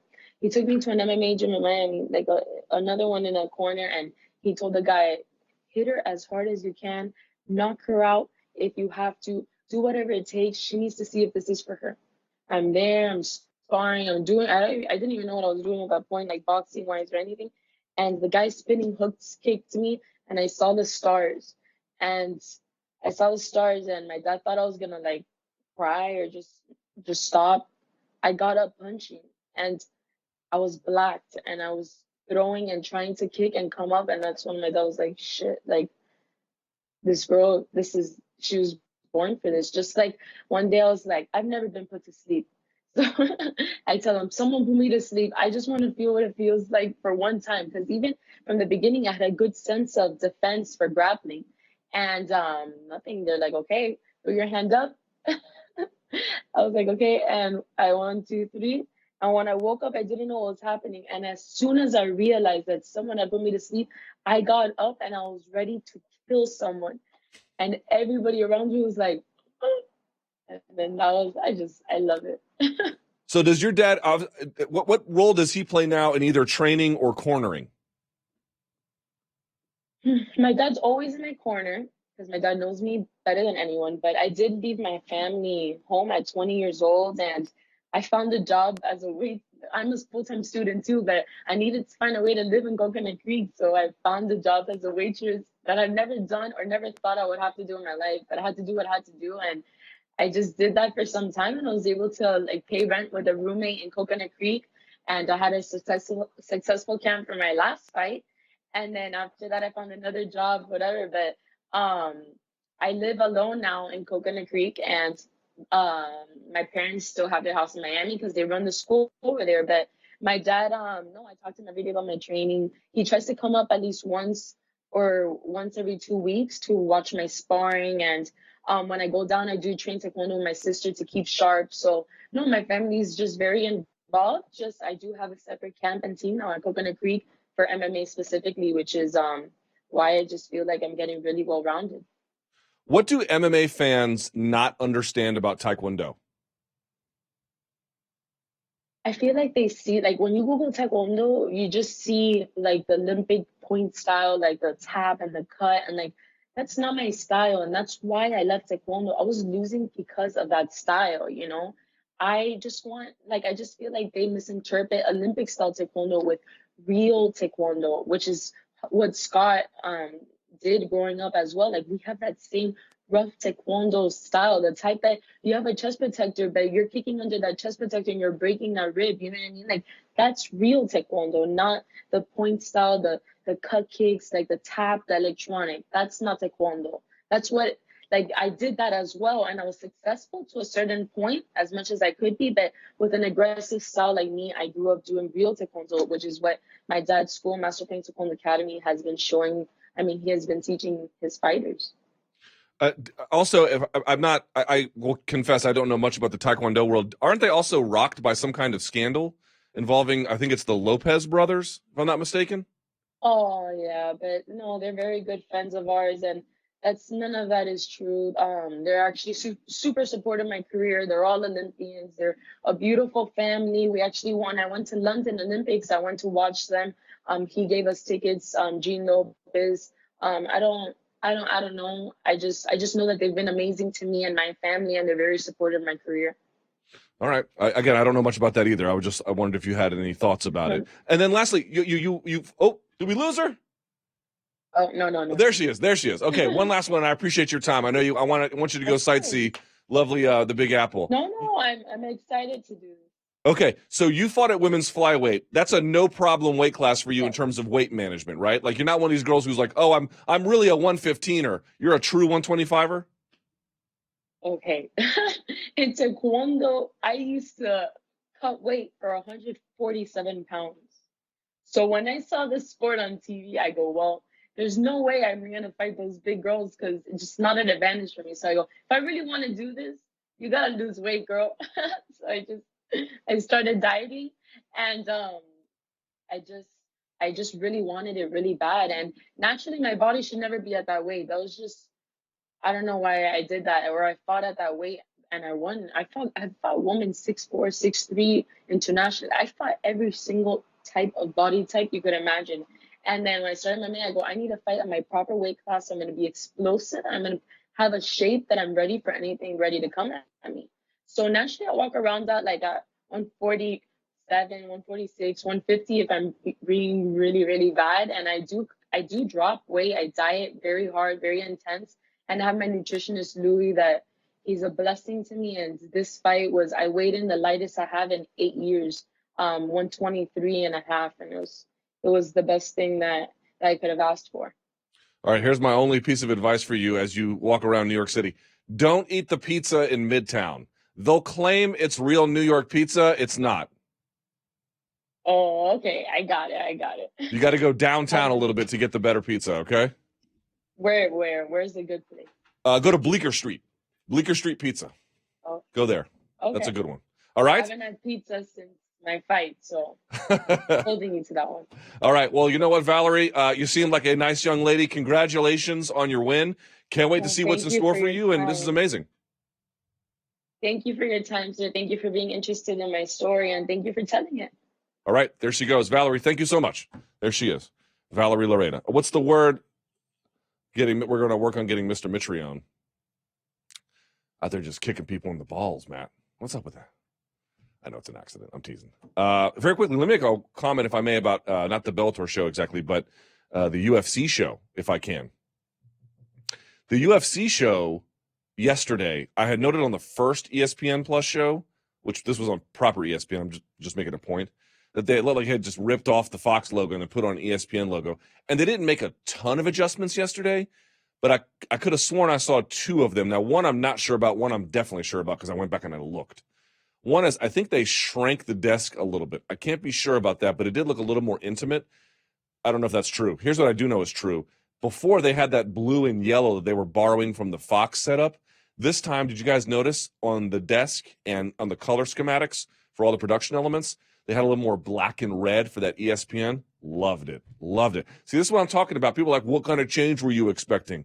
Not the world. I wasn't expecting some kind of massive, oh my God, unrecognizable product, but I was expecting, make some changes. It is a new broadcast deal. It is a new situation. It is a new entity. And so as a consequence, there should be some kind of refreshing, even if it's the same outfit, the UFC producing it, no matter who the broadcast partner is. And there were some changes in that regard yesterday. Plus, shouts to Megan O'Leary. I thought the thing they were doing where they were going more to her and including her, and like as she was walking into the Octagon and going out of it and just her position in there, she did a great job of that. You could tell her voice was jacked up from whatever reason, probably from, if you talk for a broadcast living, it will get messed up over time. She was gutting through it. I loved that addition. I thought that was really great. I thought yesterday's show went really well. There are people out there who breathe through their mouth who don't like Dominic Cruz. I don't know what to do about that. Hashtag Jed Meshew. All I'm saying is I thought they had the right commentary team. I thought they had the right production updates. I thought Megan O'Leary was put to good use. Yeah, they did a really good job. I thought Bisping and Evans and Karen Bryant also did a great job. Like, they took, it looks to me like they learned a lot of lessons by being on Fox and have applied them in this new venture over at ESPN. And the product is really getting streamlined. It's really getting organized. They're just doing things the right way. So I really appreciate that from them. And I want to make a note of it. Certainly, it was also great to hear Mauro Ranallo on the call over at Bellator. But here's the thing about it. I had Creed 2 on with my wife. My deal was I could watch Bellator on my laptop on DAZN, and I had Creed 2 up on the screen. So I had to mute my Bellator feed. It's not my choice. I had to make a compromise. And by the way, if y'all have not seen Creed 2, it's pretty good. I was very skeptical. You know me, I'm a world-class hater. And then I was pleasantly surprised. It is what it is. It's a Rocky movie, right? But for that, I'm not telling you it's high cinema. It's not Akira Kurosawa, but it's pretty good. It's good fun. That's what I would say. It's good fun. And by the way, shouts to Patrice Harris from Headbangers Gym in Washington, D.C. They got him to hold pads for Michael B. Jordan in the scene where he switches gyms early on. So, it's a nice touch by the movie makers and also nice to see a guy from my neck of the woods out there getting even just a little bit of shine. It's great. All right, Danny, what do we want to do? We want to wait, or we want to just go to the sound off and try to get him later? What do you want to do? All right, we're going to give him one more minute here, and we're going to try. Any other production notes or any other notes from last night? Obviously, we wish Paul Felder a get well situation. We'll talk more about Cain, I'm guessing, and what this means for his legacy in the sound off, so I don't want to necessarily get into that. The Bellator show was interesting on Saturday night. With the main event. I thought that they reached the right outcome, if I can be candid. I thought that MVP won 3 rounds to 2. But there was something a little bit unsettling about it all. A little bit, not majorly, but I've been trying to put my finger on why I had weird feelings after it was over. And understand, I'm a DAZN customer, so I'm going to speak as a DAZN customer, not as a media guy here. I'm going to say this as somebody, I have a right to feel the way I do about the product because I pay for it. And so I think that entitles me to certain levels of feedback, which I will now give. Here was my issue after it was over. I wasn't, by the way, if you listen to my radio show, the idea that Paul Daly was going to shoot was entirely predictable, and we predicted it on the air. So did Douglas Lima. That should not have been a surprise, number one. Number two, he had to go far out of his comfort zone to get there. But I think the thing that stood out for me is when it was all over, the next big DAZN show is not till April. So to me, they've got a couple of problems. One problem is that they don't have enough content to really get you to go back. In fact, I don't really go to the DAZN app unless I have a live event reason to do so. Now, Fight Pass is kind of similar in that way, but at least they have the fight library that I can go and research or look up or whatever.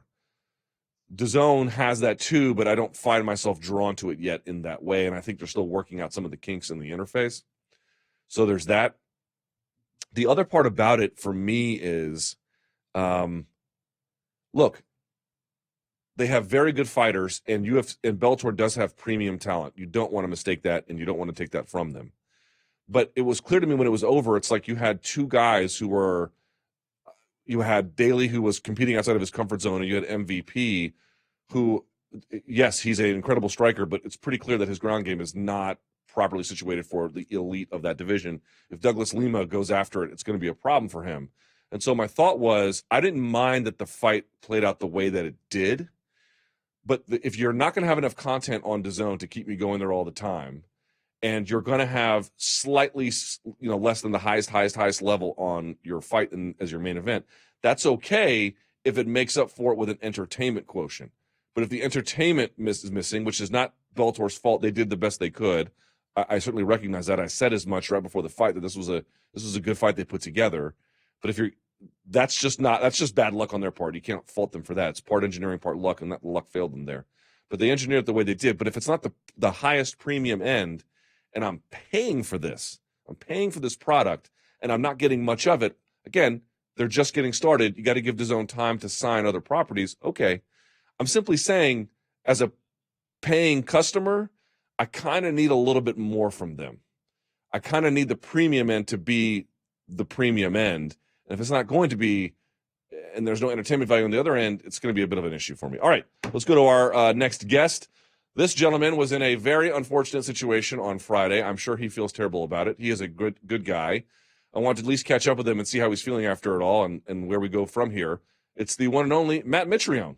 Hi, Matt. What's up, brother? How are you, Luke? You've had an interesting weekend, huh?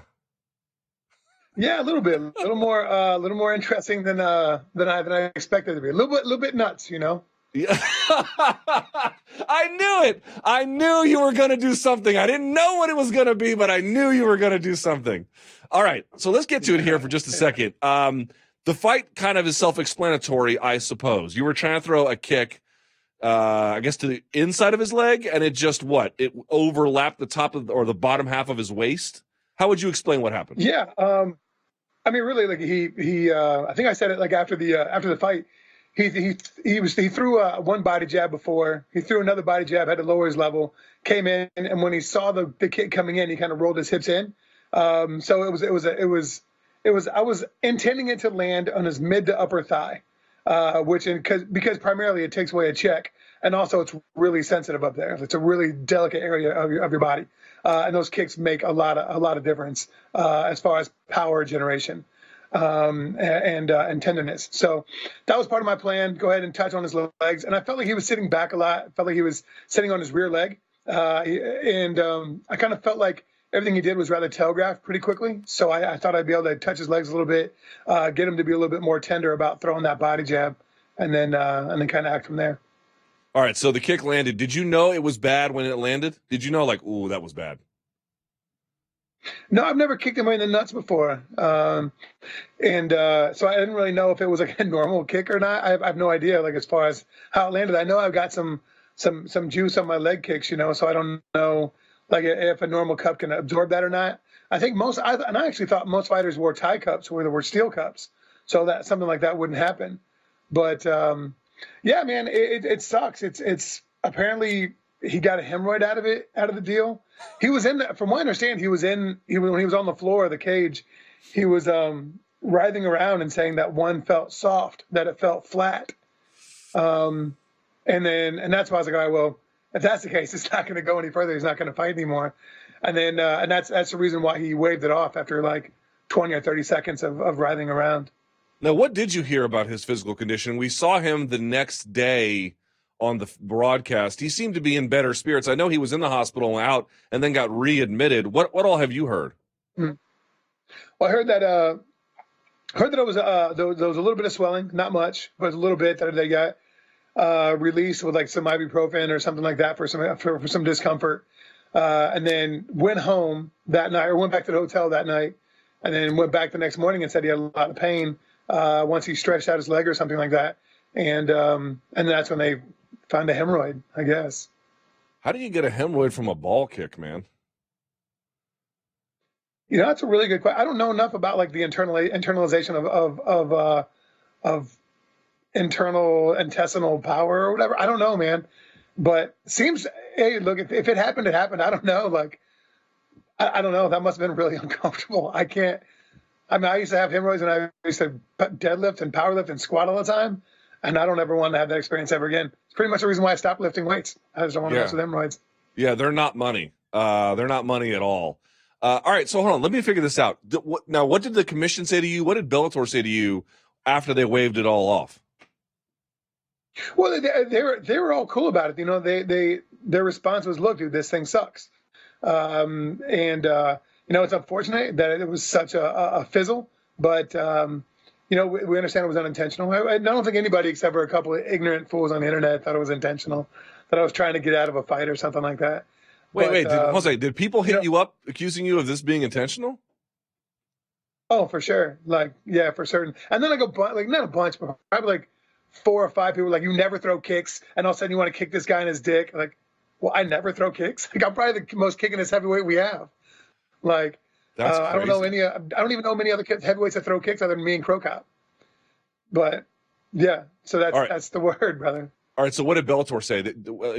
Obviously, they weren't happy, but, accidents do happen. Yeah. Really, that's pretty much what it was. Look, it's not awesome. We're not really happy about it, but, like you went out there and it just sucks. It was at the very first connected strike of the entire fight.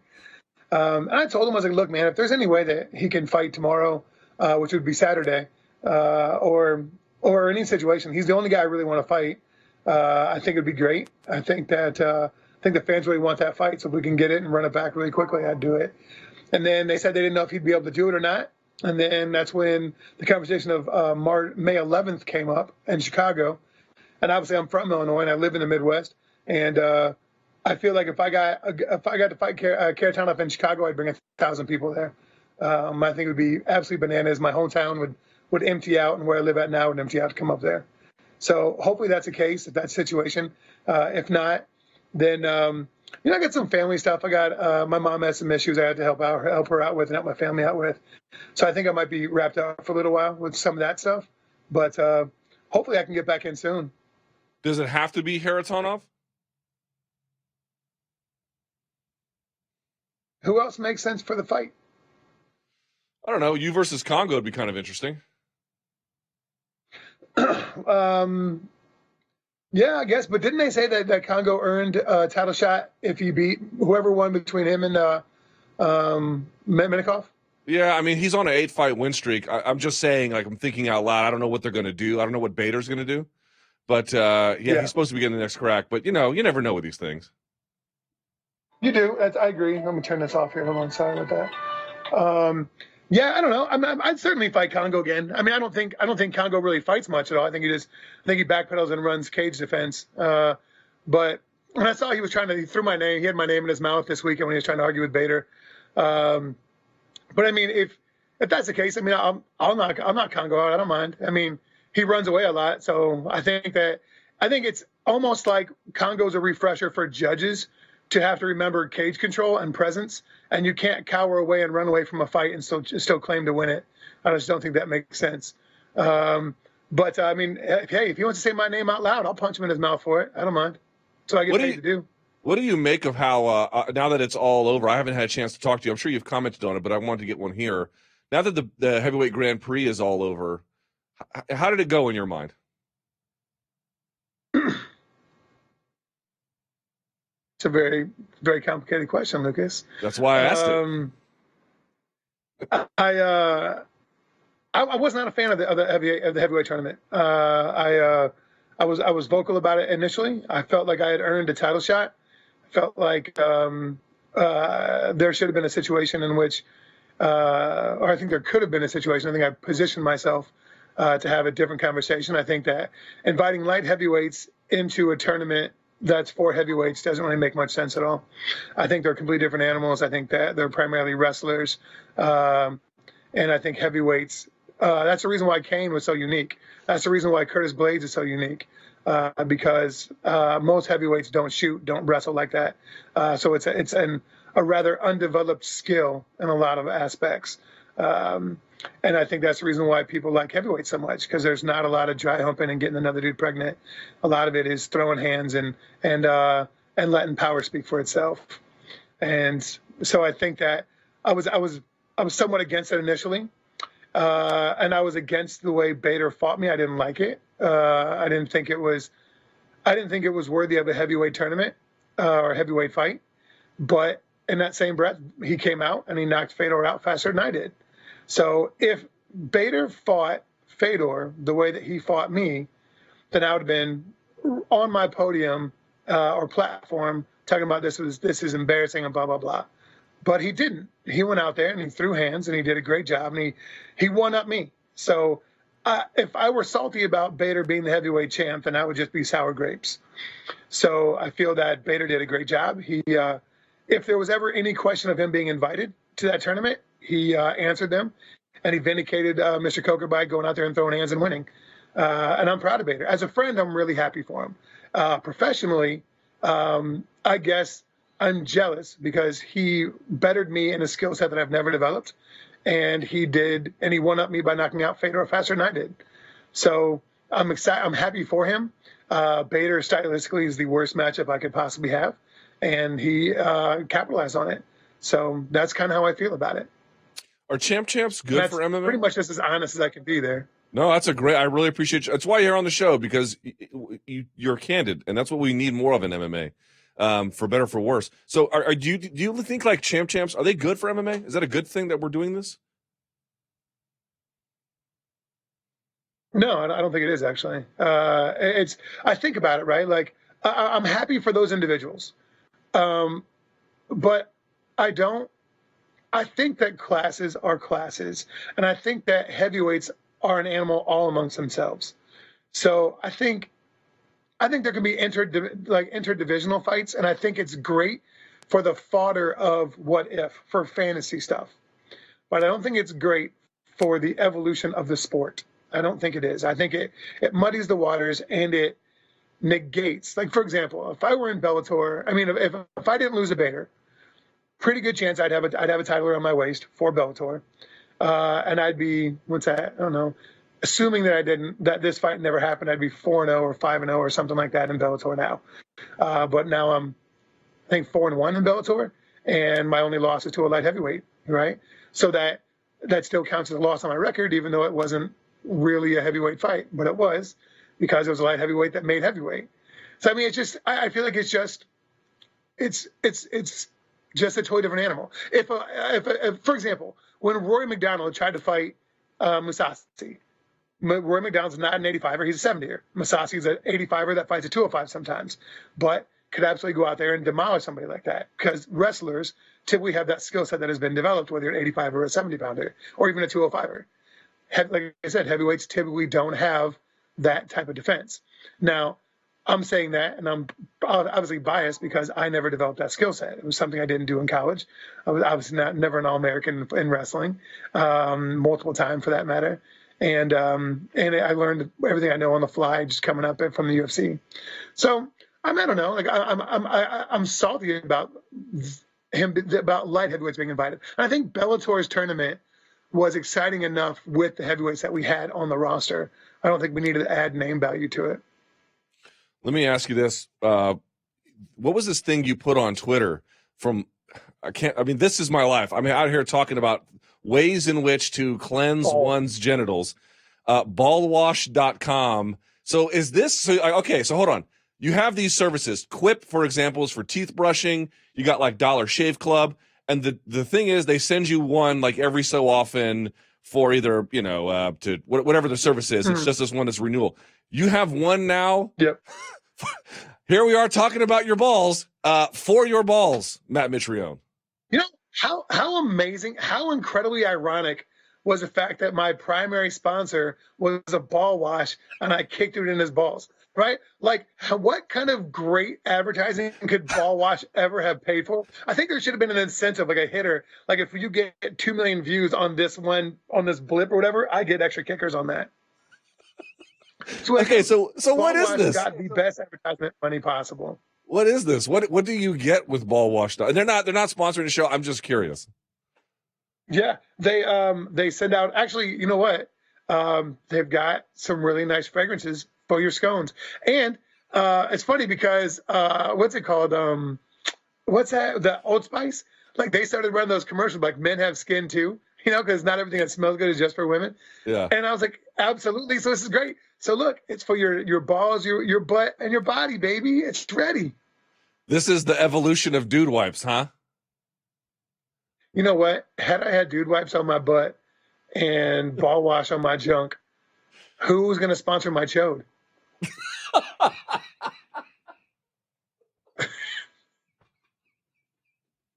I don't know. That's the real question. You know what? It remains a mystery that we will have to ponder, like Confucius. We got to find something here, There's money to be made. That's prime real estate, baby. All right, I can't top that. Matt, we got to keep the show moving. I hope you get back out there soon. Stop kicking people in the balls, Matt Mitrione. I'll do what I can, brother. Hey, I promise it was unintentional. And if Kharitonov can get down or finds it in his heart to fight me again, I'd really appreciate the opportunity. Thanks, boys. I know it was an accident. Thank you, Matt. Really appreciate it.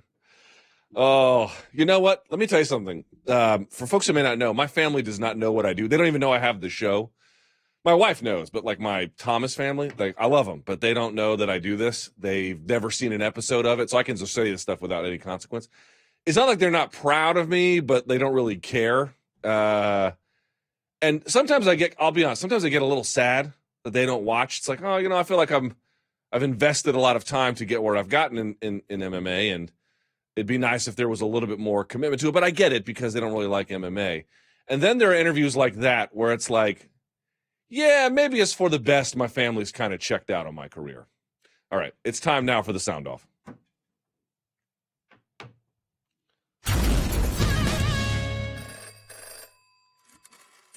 Let's go to my friend Danny Segura. Danny, do your parents watch this show? Sometimes, yeah. Are they going to... My parents barely speak English, and they watch the show. Well, my family speaks fluent English, and they don't. So there you go. That tells you about why I'm perpetually sad about my existence and why you're a very chipper kid. Hug your children, ladies and gentlemen. All right, let's move on from this one. Let's get to it. The calls, sir. Now, yesterday was weird because you and I were kind of waiting to solicit the calls until the event was over. But I got a bunch of people who hit me up when I got up this morning being like, I submitted a call. Don't forget. What do you say? Yeah, the calls came in. A lot of them came in early this morning. I'm guessing, the fights finished kind of late, yesterday, and I guess people wanted to go straight to bed. Some people had to work today, so, they chose to call early in the morning. All right. So yeah, but we did get a good batch, so we'll be playing those. All right, set them up, sir. High energy. Let's see it. Yeah, dude, I'm on 3 hours of sleep, so. Bro. By the way, something that I feel very passionate about, which you brought up, the Vox Media coffee, man. It's so bad. It's so bad. What are they doing? It's trash. I don't know, but I've actually talked about this for a while. I'm like, what? How can you have a media company and have coffee this bad? Hold on, here's the deal. The coffee in DC is so good. Really? Yeah, it's just the one here that's bad. Yeah, I don't know. It's weird. But yeah, being Colombian and being spoiled with good coffee, man, it's just makes it rough. Can't go back. Yeah. All right. Well, let's get. I think the biggest controversy. There's so much controversy. There was a lot this weekend. It was kind of weird, but the biggest one was probably Cain, knee, uppercut. Who knows? Yes. So let's talk about it. All right. Hey Luke, how you doing? This is Ram calling from South Florida. I just wanted to ask you. I just finished hearing the press conference, and Cain, right off the bat mentioned that he didn't feel any punches, that pretty much he didn't get hit, and that it was just his knee buckled, and he took his toll, he fell down, whatever it is. I wanted to know if that's how you guys saw it. I thought there might have been, a little bit of a contact on the right uppercut. Nonetheless, I don't think it was a clean TKO, anything like that, but I think it does make a difference. And aside from that, I personally felt like Courtney Casey got robbed against Calvillo. Calvillo fought a good fight. She showed a lot of movement, but I did think Courtney won 2 out of the 3 rounds and managed to put more damage on her. Okay. Big fan of the show. Okay. Hope you guys get me. Thank you. Appreciate the call. Thank you. So let's parse that a little bit here. Yeah. I kind of gave my initial impression. You saw some of the footage on the Monday Morning Analyst. What is your sense of what happened in that main event? When I saw it in real time, I was like, oh my God, Francis Ngannou's a beast. This man is scary. I mean, the way he landed those punches, the way he was moving, he just looks like a scary dude. And Cain Velasquez is he's not a big heavyweight, but nonetheless, he's always been able to, even against Brock, he was able to impose his strength. Yeah, he's not a small fry either. Yeah. And and the way Ngannou was just moving around him, I'm like, whoa, this is quite crazy. And I thought he got clipped, and that's what it was. And then people were saying he didn't even get punched. Everybody was replying. I tweeted something out, and I was getting a bunch of crazy replies. So I'm like, okay, maybe I did jump the gun in this comment. Maybe I should wait to see the replay. You saw what I put up on the Monday Morning Analyst. Yeah, of course. But I'm saying on Sunday. Yeah, last night in real time. Yeah. Mm-hmm. So then I'm like, maybe I jumped the gun. So then I waited till the replay, and the replay just confirmed what I thought. I don't think Cain was out. I mean, clearly he's not out, because when he falls back, he kind of screams in pain a little bit. So, you have to obviously be aware to do that. But, I mean, his head snapped back from that uppercut. It's not like Francis threw something and then nothing happened. His head snapped back, and then he kind of just fell. And I've seen that play out so many times. I think probably the one that I remember the most, or a good example, would be Kron Gracie getting clipped, I think, by Dan Henderson coming in with an uppercut. Yep. You're like, wait, what happened? Wait, how did he get knocked out? But dude, it landed. So yeah, I think, dude, Ngannou landed, connected, dropped him, slightly, just enough to get his legs underneath him, and then unfortunately, injury happened. Here's the thing: do I think it hurt Cain? No. Do I think slightly? Well, when I say hurt, I mean like, that I feel pain. Like if you get knocked out, you don't feel any pain, right? Yeah. So when I say pain, I mean like, okay, yeah, I'm conscious of the discomfort, right? Not do I remember it? So here's the thing: he was on adrenaline. This is his first time back. People were screaming his name. It clearly made contact with him. Yeah. And it wasn't like the foot just slipped out of nowhere. It made contact, and it was only a problem when the weight began to quickly descend underneath him. Do I think that Cain being on adrenaline felt it like it hurt him? No. Do I think Cain being on adrenaline maybe even remembered it? Probably not. Dude, the tape doesn't lie. Yeah. It did make contact with him. Now, here's the thing. Remember when he finally rolled over and you could see him writhing in agony and holding his knee? He looked to be all there with it. Yeah. It was a flash knockdown. That's all it was. It was a flash knockdown. So like did Francis bludgeon him, and then he was out, and then he, it was one of those clean TKOs? No. But it clipped him, it hurt him, again, hurt in the cognitive sense. Yes.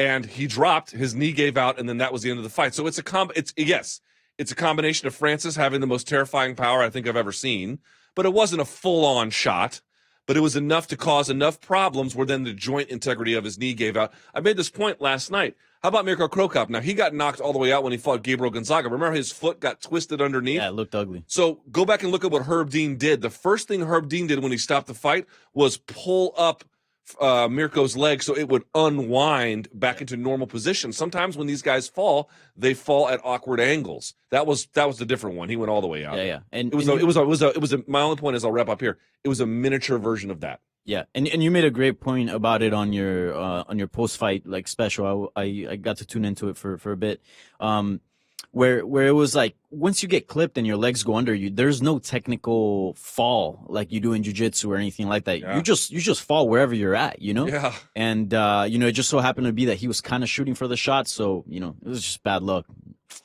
terrible luck. It sucks. I feel bad for Cain because if you're Cain, you're like, I could have. Cain didn't think he got hit. Okay, he did. But that was a recoverable shot if he doesn't get injured, because then he can just dive on a leg. Yeah. So the thing is, it's like, did Francis knock him out? Well, partly, but also there was bad luck because he really could have recovered from that and didn't get the chance by virtue of the knee issue. I think that's the issue for me. And this is no Cejudo Dillashaw either. It's not like, like for that one, it's like, all right, well, he was already really hurt. Like Cain looked, he was a little hurt, but he looked like we've seen guys get out of that millions of times. So especially, he has a great chin, so he probably could have fought out of that, maybe. Okay, what's next? All right, let's talk about the loss and what it does to Cain's reputation. Yeah, hey, this is Josh calling from Long Beach. My question is, going into this fight, Cain Velasquez was billed as one of the greatest heavyweights in MMA. I'm just wondering if after this most recent loss to Ngannou, if that changes anything at all for Cain as far as, the way he's looked at. Thank you. So here's my thought on this one. I've been thinking about this a little bit, and my opinion might change over time. First of all, let's see how injured he is and how quickly he can come back. I think that's a big component of this, number one. Number two, what I would say is if he can come back and add additional wins to his resume, then you have to not jump. I just don't want to jump the gun, because it's two different questions if he calls it a career today versus if he gets 5 more wins and becomes champion again. These are so radically different and still possible. It's hard to know. Here's what I do think he's in jeopardy of doing. If he does not really get back to what he was before, if he either calls it quits or can't get another real big win against somebody of note, then the wins he has will be a function merely of his era rather than some kind of transcendent resume. And those are not insignificant. That's still really big. But rather than being one of the best heavyweights ever, he would just be one of the best heavyweights of that time. And you could say there could have been the potential for more, but injuries derailed him, and that would be a real thing. Cain Velasquez gets injured more in fights than just about anyone I've ever seen. A lot of people get injured in training. Dominic Cruz gets injured in training, not in fights. Cain Velasquez is the exact opposite. He tore his rotator cuff and his labrum in the Brock Lesnar fight. Here he tears his knee, or whatever happened with his knee in this one. So to me, it's a question of we still have to see what's out there. But if he doesn't make a real move in this next chapter, then no, you simply cannot call him that. Yeah, it's definitely a setback. And going into this fight, as the caller mentioned, like it was all about like, is Cain the GOAT? What can he do in these next few years? Can he solidify his position as the GOAT? This has to be a setback. And, especially with the knee, if maybe it would have been, something else. But again, as you said, the story's still yet to be, written on Cain Velasquez. We'll see how he bounces back. But, it was a setback for sure. We'll see what happens. Not just a setback; it could be defining. We just don't know. Yes, exactly. We just don't know. Exactly. Like this is the fork in the road. It could go. That's right. It could go either way. That's exactly correct. Really go either way. That's exactly correct. Yeah. Yep. So I guess it's just wait and see at this point. All right. Well, we talked about the fight. Let's talk about what's next for both guys. Hi there, Danny and Luke. This is Cole, a New Yorker calling from Italy. I think a lot. I want to ask about Francis Ngannou's victory. I think a lot is going to be made about his crazy hand speed and power and how he knocked out Cain Velasquez with what seemed like a 2-inch uppercut. But I wanted to ask you about his mental strength and If you've seen any fighter be so honest about being afraid, the impact a loss has had, and actually be able to come back. I've read articles about not lies fighters have to tell themselves to stay mentally fit, but it seems like Francis Ngannou was totally honest with himself and his own assessment of his mentality and has come out stronger for it. I'm sure it helps when you're a 250-pound man to retain that confidence, but do you know any other fighters who have been so honest about being afraid in the ring and being in such a dark place and having come back so strong? Sure. Love the show. Happy to hear what you think. Yeah, so I lied. This is not about what's next, but sort of about Francis Ngannou's comeback, because a lot of people were writing him off, and it seemed like he was kind of done in a lot of people's minds. And here he is on a 2-fight win streak. Well, even I was a little bit concerned. He just didn't know if he was done. But I mean, there was the comments that you heard rumors, and Dana White says what he said to the media about his Well, I mean, I don't put any stock in that. But here's what I did see. He loses that 5-round fight to Stipe Miocic, and it reminded me of the beating that David Loiseau took against Rich Franklin. Now, David Loiseau did get wins after that and is a credible, talented, and a martial artist who should be respected. But as a fighter, he was never the same after that loss. I don't mean that to be disparaging. I can only call the facts as I see them. And that one is pretty clear. If you take a prolonged beating in a situation you're not prepared for, not always, but very often, it can alter a person. Stephen Mako, in the documentary about Iowa wrestling before he became an Olympic wrestler and before he became a fighter and trainer, was asked why he likes wrestling. And he said he liked to abuse his competitors to the point where he changed their personality, where they became different people. Now, he's a psychotic man, which I say also. That's some psycho stuff. But that's what can happen if you get that kind of Steve Mako guy on top of you. So Stipe goes in there and just beat on the guy for 5 rounds, and you have to ask yourself, is this really a good idea? Then comes back out of that and has an absolutely dreadful showing against Derek. And not just a dreadful showing, he didn't throw. The telltale sign when somebody is done, typically, not always, but typically, is that they don't throw. They are scared to engage. And you're like, wow, that is a bad sign. Then he gets out there against Curtis Blades and wiped all of that away. And it was only 45 seconds, but he was proactive, stuffing takedowns, landing in short range. You're like, that's not much, but that's good. He did the exact same thing here. Look, people treat acknowledging vulnerabilities as a weakness. That's the dumbest thing in the world. If your arm is broken and you go to the doctor, you don't pretend your arm isn't broken. Nothing gets better.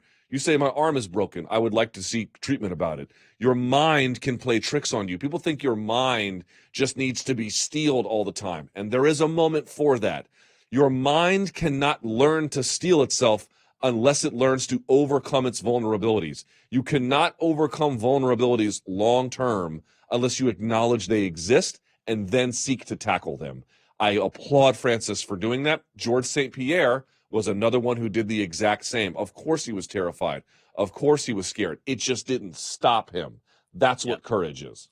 Yeah, it's amazing, the comeback. And regarding what I said about Dana's comments, it was that plus the performances plus his own comments as well that made you wonder, like, oh, wow, is he still in this? Was that loss like career defining? But he said it. He's like, I got surprises for you guys in his post-fight interview. And dude, I'm excited. It seems like he's back, and he might not, regardless of whether how good he's gone in the wrestling, what matters is that the dude is not gun shy. As you mentioned, correct. The dude is going in there to knock you out, and essentially that's what's got him so far, up to this point. So just consider this: he only needed to stuff 1 takedown, maybe 2 attempts against Blades, and you can say what you want about the stoppage, but he clearly had him hurt. Yeah. And here again, you can say what you want about the injury. Sorry, he had Cain hurt, whether Cain wants to acknowledge it or not, or remembers it or not. The tape shows what it shows. Dude, he needs, force equals mass times acceleration, right? That's the physics principle. That doesn't apply to it, Francis. It does. It does. Here's the difference. Do you remember Bruce Lee used to do? I one time saw this documentary about Bruce Lee, and it talked about a scientist watching him do the 1-inch punch. So he would line up with someone like this and to put his chest 1 inch from his fist, and he would like flinch his whole body, and it would knock the guy all the way into the seat. Now you've seen all these like hokey martial arts demonstrations, but that's not what it was. The physicist was like, "Oh, I don't know what this is." But look, force equals mass times acceleration. If he can accelerate his body enough where the mass he packs in his hands can reach the force it needs, yes, it is physically possible. Yeah. Dude, who is the real master of the 1-inch punch? Francis! Francis is the inheritor of the Bruce Lee 1-inch punch. He won't just sit you down on a chair. He'll knock you out to another dimension. And he only needs that much space to do it. Holy shit, dude. It's scary. How do you defend against that? Yeah. It's crazy. Yeah, and dude, this just speaks volumes to how good Stipe is, right? I mean, remember his head getting whipped a few times? Whack, you know? And also, how hard does Cormier hit that he laid him out that fast? Yeah. Heavyweight Cormier is a real dude, thing. It's like, there's just so many, and people have been saying, I don't know if you have any questions to this effect. Do you have any questions about Cormier versus Francis? Not yet, but about what's next for both. All right, so I'll save it for that. But like Cormier versus Francis, your boy is chips in the middle, buddy. Yeah. All in. Take my money. All right, so let's talk about that, actually. So here goes. Hi, Luke. Just like to say I'm Josh from UK. Yeah, loving the show. Yeah, just wanted to ask what you think now that happened last night between Francis Ngannou and Cain Velasquez. What you think is next for both of them, really. I personally think a rematch with Stipe would make sense before he goes for the title. But yeah, thanks again. I look forward to listening to the show again. Cheers. There we are. All right. Thanks for the call, first of all. Yes. International callers. Shouts to the UK. Yep. I would say for both. Well, dude, are you about that Ngannou-Stipe rematch? I'm not. At least not now. I mean, sure, it's a fine fight, but... okay, so tell me why you're against it. Well, because I just think this whole time we've been talking about, Cormier and, Brock and Stipe, and that was sort of the equation, right? And Jones, too. He's definitely a player in all of this. Mm-hmm. But Ngannou, man, he just snuck into that race, and I feel like he's a live horse here. I mean, there's a storyline here, defending the heavyweight title against Francis Ngannou, right? One of the biggest heavyweights, DC not being the bigger heavyweight, avenging his buddy's loss, Cain Velasquez. I think there's a storyline there. Plus, dude, you beat Cain Velasquez and you beat Curtis Blades. That to me is enough to grant you a title shot. So I'm all for it. Meanwhile, Francis Ngannou fought for the title, right? Mm-hmm. And then since then, he got back on the horse. He fought Derek Lewis, a very boring fight, but then got 2 victories. He's been active. Stipe, on the other hand, and I respect Stipe a lot, and I think he's a fantastic fighter. And I think he's one of the best heavyweights out there. But since he's been sitting out, so I think at this point, who's more deserving? Dude, a win over Cain Velasquez does a lot. So I don't know. I'd love to see that Ngannou DC fight. To be candid with you, I think you make great points. There's just a part of me that feels like if we saw another Stipe versus Francis fight, and it's just a hunch, and that's worth not much. Yeah, I kind of feel like the fight. There's a part of my brain that's telling me it's going to be different the second time. Really? Could be totally wrong. I can't prove that to you. You know what I mean? Someone's like, I don't agree. What am I supposed to say? Right. But I don't know. I got a weird feeling about that. All right, Stipe Ngannou or DC Ngannou? One's a fresh matchup, so I would go with DC. Yeah. But I wouldn't hate if they did the Stipe rematch, to be honest with you. I hear your points. Fair. I wouldn't hate it either. I'm with you. I prefer DC. Yes. But yeah, dude, I'd be all right with it. All right with it. If DC wants to sit out, and fight, Brock Lesnar and wait for that fight, I'm totally fine. And then make, Stipe Ngannou #1 contender. All right. Totally cool with that. But I mean, Ngannou has my attention. So, yeah. All right, let's switch gears a bit and let's go to, Bellator. Okay. Tons to talk about there. Right. Yo, what's up, Luke? My name is Daniel McNamara. Just call me Danny Mac. And I'm calling from Minnesota. And my question is to all the MMA fans who are just complaining about Paul Daly, wrestling MVP. I mean, it was pretty obvious to me that Daly was outgunned on the feet. I mean, do you want to get him to get knocked out, highlight real style like Cyborg did with a flying knee? I mean, you guys are all complaining about it. But anyway, Luke, I just want to hear what you thought. I thought the fight was all right, for what it was. Wasn't very technical, but Daly did the smart thing. Peace out. Have a good day, guys. The problem with the fight was that you're right. And again, I don't know why. I love Chael, but he was like, "Oh, he won't shoot." I'm like, dude, it's highly likely he shoots. Dude, I didn't see that coming, to be honest. Really, dude? On my radio show, I went over this in detail. Paul Daly's takedown defense is decent, and his offensive takedowns are a little bit better. He actually has them when he needs them. And you got to think, well, like, who against that does he need? Other wrestlers? Well, no. Yeah. Other strikers, maybe, including confusing ones that are doing all the stuff that he was doing. And so to me, that was entirely predictable. I saw that coming a mile away. Yeah. The issue was, for me, he had to do so much of it that he was just so far past what he's normally good at. Yeah. Like a couple of takedowns, and if he could have held them for longer, fine. But he had to keep going back to the well, and it was just too much of an ask outside of his core competencies. And that ultimately was the problem, and why it kind of slowed the fight down and did what it did. So I didn't mind. Again, look, man, promoters try. They try to put on the fights that everybody wanted to see. That's all they can do. Everybody wanted to see this. You cannot fault Bellator for that. But what you can say is, if you've got these guys who are in a position where this far into their career, they have to resort to other parts of their game, and those other parts of their games are not really well developed, it causes problems. That's the issue for me. Yeah. All in all, I didn't think it was a bad fight. I just think there was so much expectation. I agree. That it didn't live up, that people were saying, yo, this fight totally sucked. But I didn't think it was a bad fight. I mean, it was competitive. It was back and forth. It wasn't a good And fight. there wasn't a clear winner until the very end, which, that always draws some interest. Yeah, but it wasn't like you didn't leave going, wow, that was... No, but I mean, dude, we've seen fights that are way worse than that. Way worse than that. True.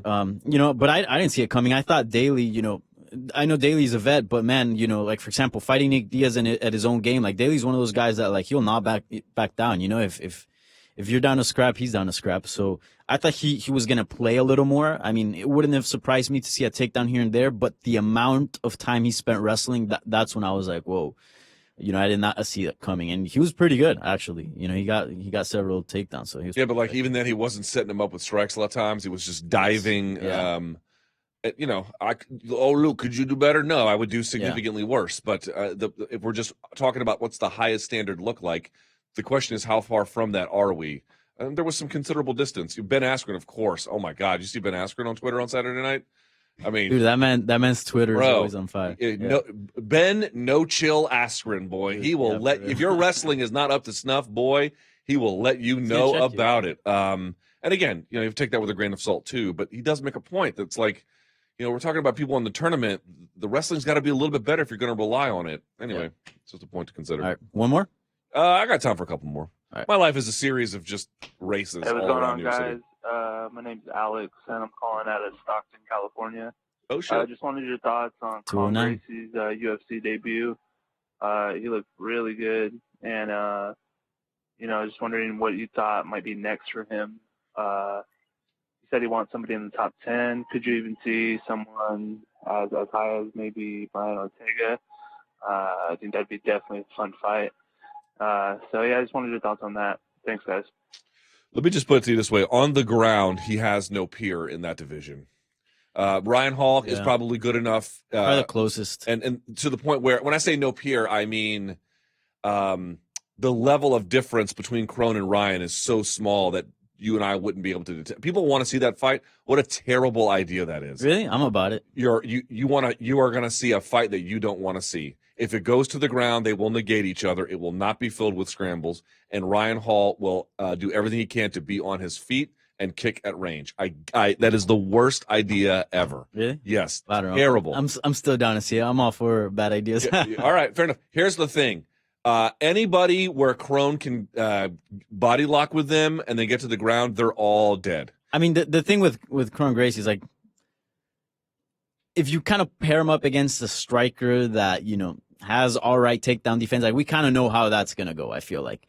Now with Ryan Hall, I feel like, Ryan Hall is pretty good on the ground and might be able to just fight him off. He's a lot better than pretty good. He's amazing. He's really good, yeah. And he might just be able to fight him off just enough, and he has way more experience fighting MMA. That that might sort of leap over, and then we might see something interesting there. So I'm kind of about it. Here's the thing. Anybody who is a good fighter in the featherweight division that has a good jab and good clinch breaking skills, that's what you want to see. No, that guy's going to give Kron problems. Yeah. Do Kron stand up is literally, and this is intentional. Like, I think he would tell you it's intentional. When you're doing that leg raising thing and diving in, dude, Hoist was doing that in UFC 1. Hickson was big on that. That is how they train.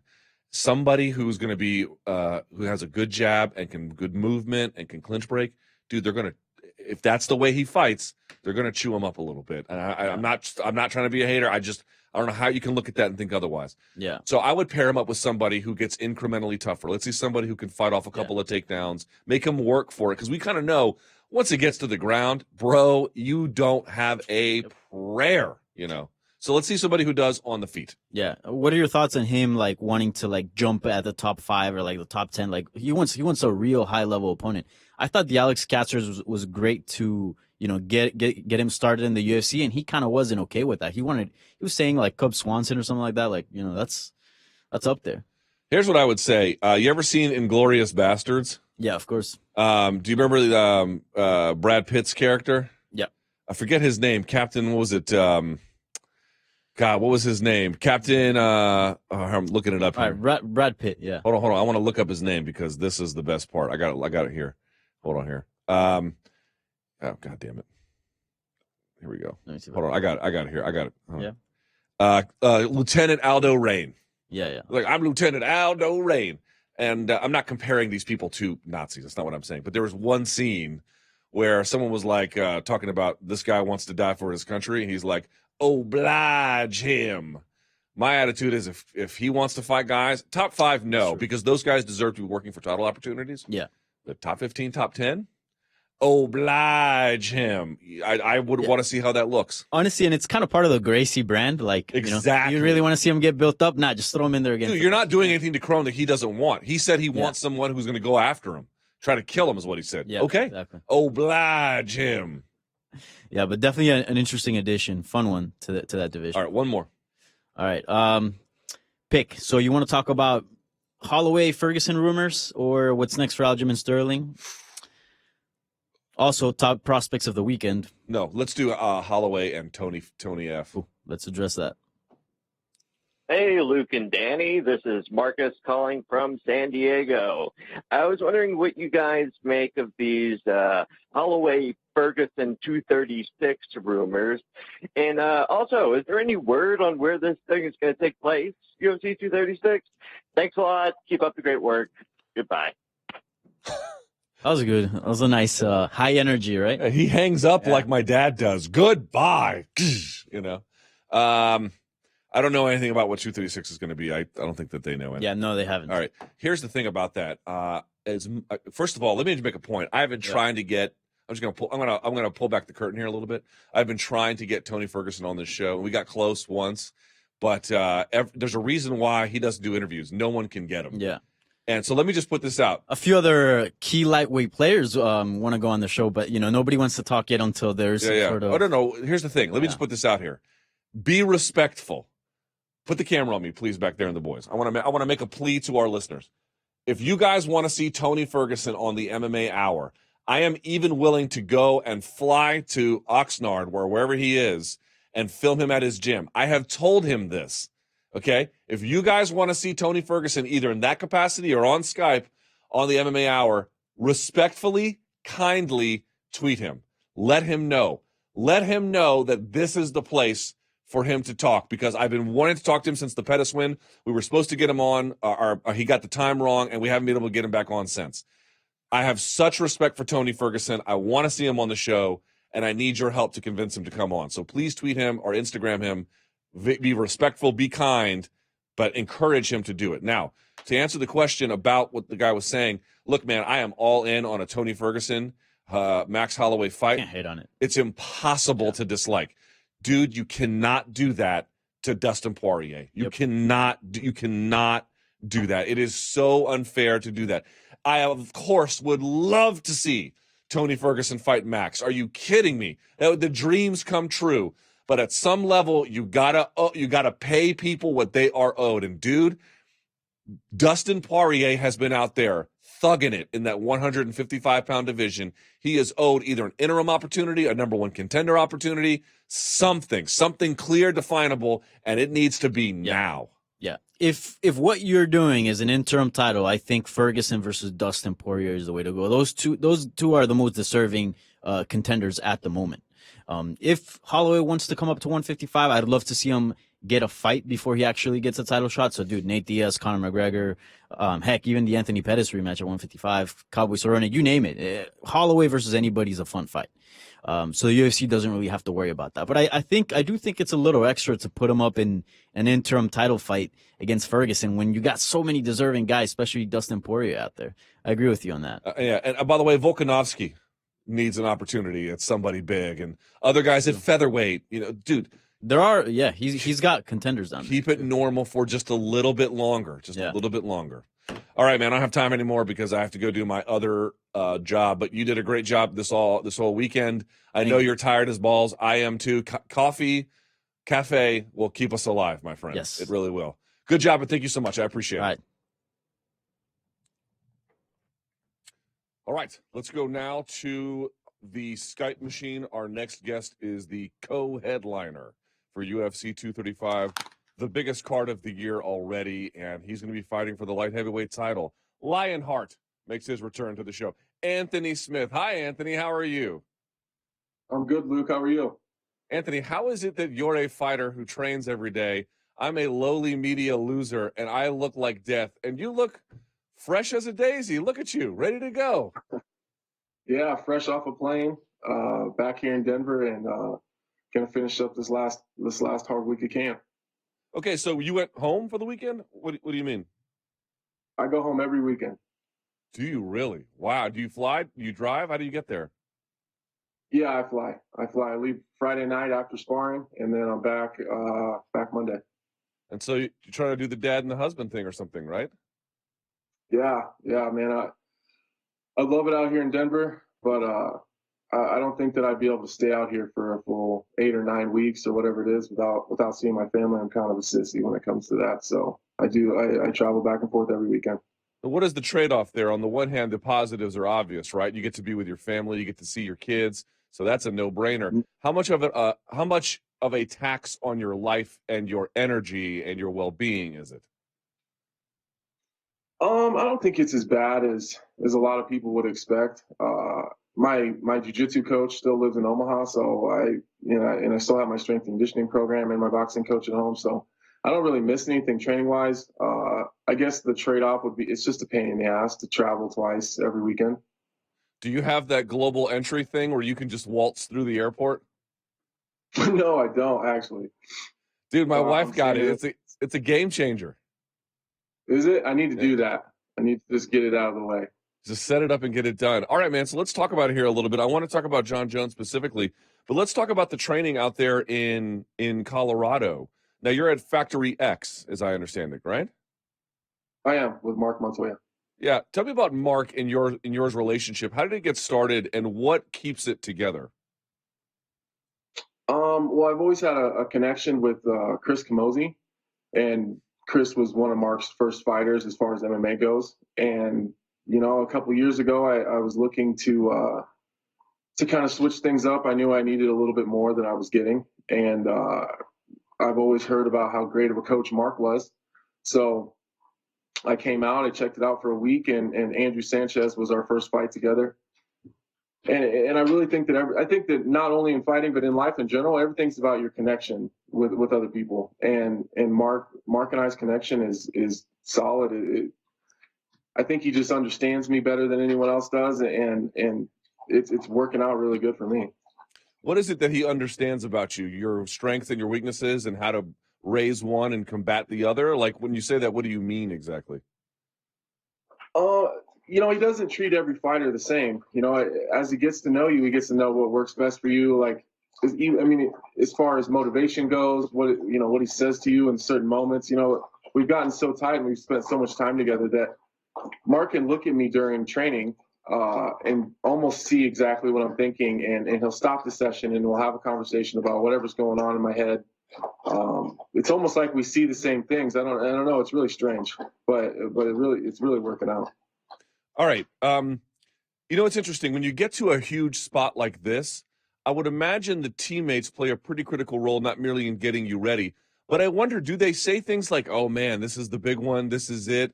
How are they treating your opportunity day in, day out when you're with them? What do they like about it? Yeah, it's kind of split down the middle. kind of the older guys, you know, that are, I wouldn't say old, but the older ones that are around my age, you know, it's almost as if we all got this opportunity, you know, and we're getting ready for it together. And it's really just, we've all put our head down and just grinded towards this. But I can definitely tell that the younger guys have a little bit, you know, the up and comers, the guys who are trying to get into the UFC or the guys that have just got there. They're just super stoked. You know, it's something that they don't really know. They're not that far in their career yet to where they're pushing towards title fights or whatever. So those guys are just super amped, you know, and they're really excited and they want to know what it's like. And you know, it's kind of along those lines. But kind of the older grizzled veterans, you know, we kind of know what to expect. And it's more just, I don't know, it's just, we're just grinding, you know, because they want to get me as ready as anybody. So it sounds like it's helpful, but you basically, you know, not, I mean, this is your first UFC title shot, but not essentially your first rodeo. You've had many, many fights, right? Something like that? Yeah. So the guys that are closer to where I'm at in my career kind of know what's going on and what everything looks like, and the younger guys are just super pumped. How different has this camp been from, let's say, previous camps at light heavyweight? As far as the train, I mean, it's similar, but it definitely has its differences. Everything is much more. It's much more. I would say it's specifically focused around Jon, right? So most of my other camps, it's really, you know, we kind of look at what my opponents do well, where they may have some holes, and really, I just tried to get better everywhere. Generally, we didn't really focus too hard on any specific things. Jon Jones is a different beast. There's a lot of things that you need to focus on specifically. So, you know, the training is a lot more specific on certain things. And then, you know, we really kind of dove in head first into really making sure that my conditioning is taken care of. You know, we kind of, you know, went out to California and did a bunch of testing before the fight was even announced, kind of expecting that this was going to happen. And kind of my entire training camp has kind of really been based around my heart rate and really targeting times and specific places that I need my heart rate and ranges. So I think that's probably been the biggest change, is just really making sure that cardio wise that I'll be fine. Let's talk about your opponent, Jon Jones, if we can here. You know, one of the things that really frustrates me is I don't know what to make of all the run-ins he's had with anti-doping authorities and various other authorities as well. Here's one thing I do know. I think if you look at the tape, and I'm certainly no expert, but I don't think you have to be. You just have to call a ball and a strike. He has very, very high fight IQ. He makes really good decisions. He's a smart fighter.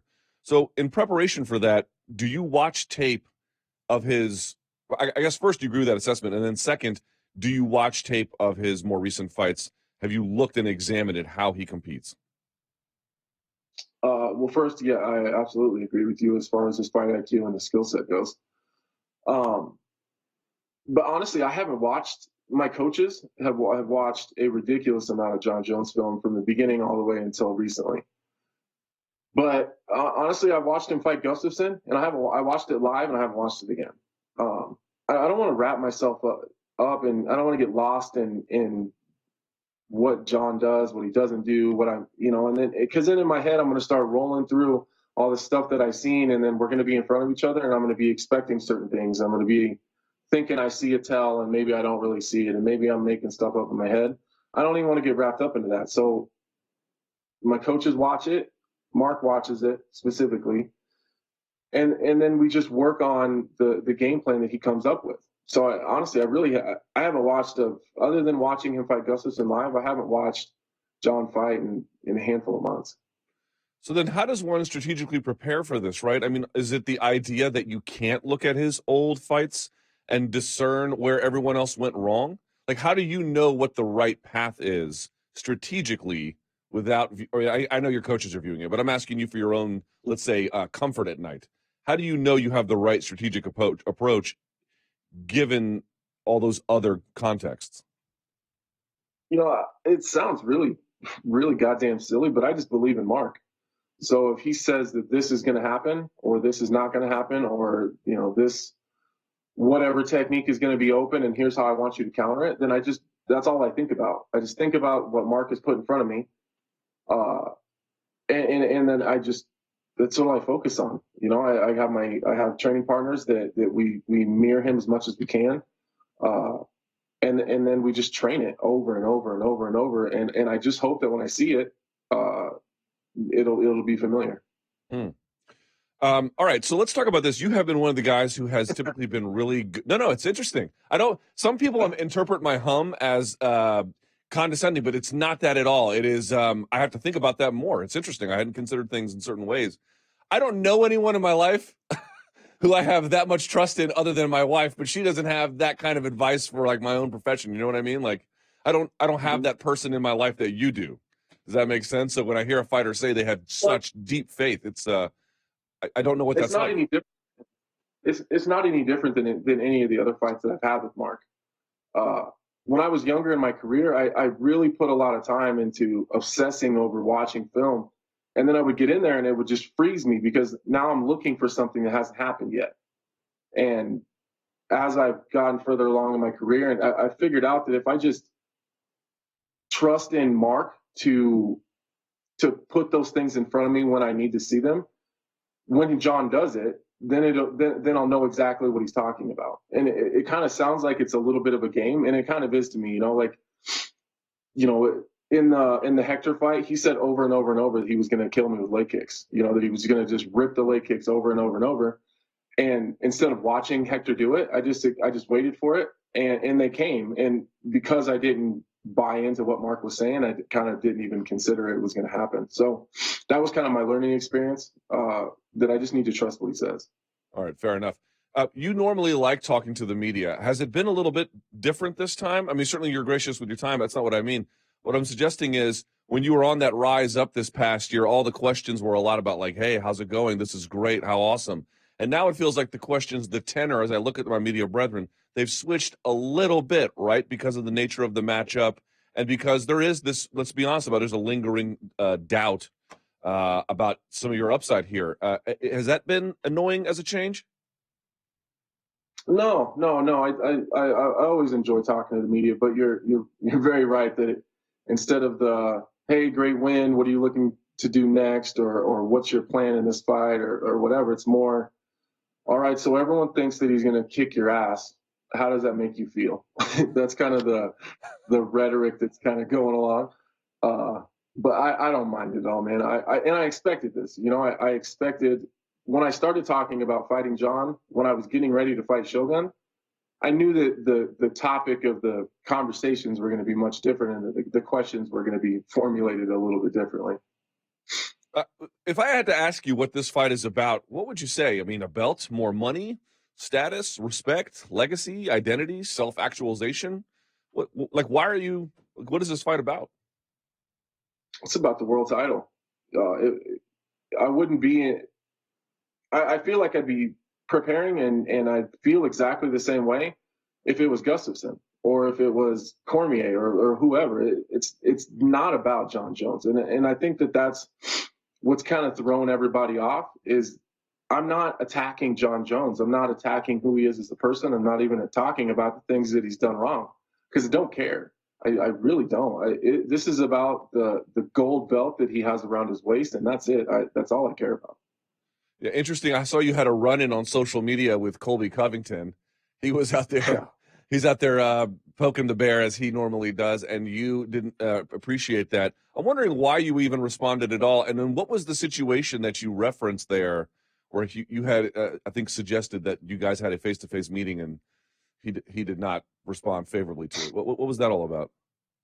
Well, the only reason I said anything in that situation to Colby is because, I mean, a month ago when Colby was going off about losing his own title shot, he threw me under the bus as almost to defend himself for needing one. Like, well, Anthony Smith got one and he's a piece of shit, so why can't I get one?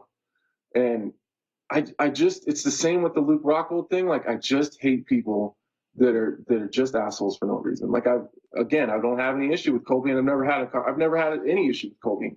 The Chicago thing that I was talking about was when Colby started really trash talking everybody that wasn't in his lane. it kind of changed how he has to act around people, because he doesn't even remember who he's offended and who he's upset. So he can't do the things that regular fighters do, like train in the host hotel with everyone else.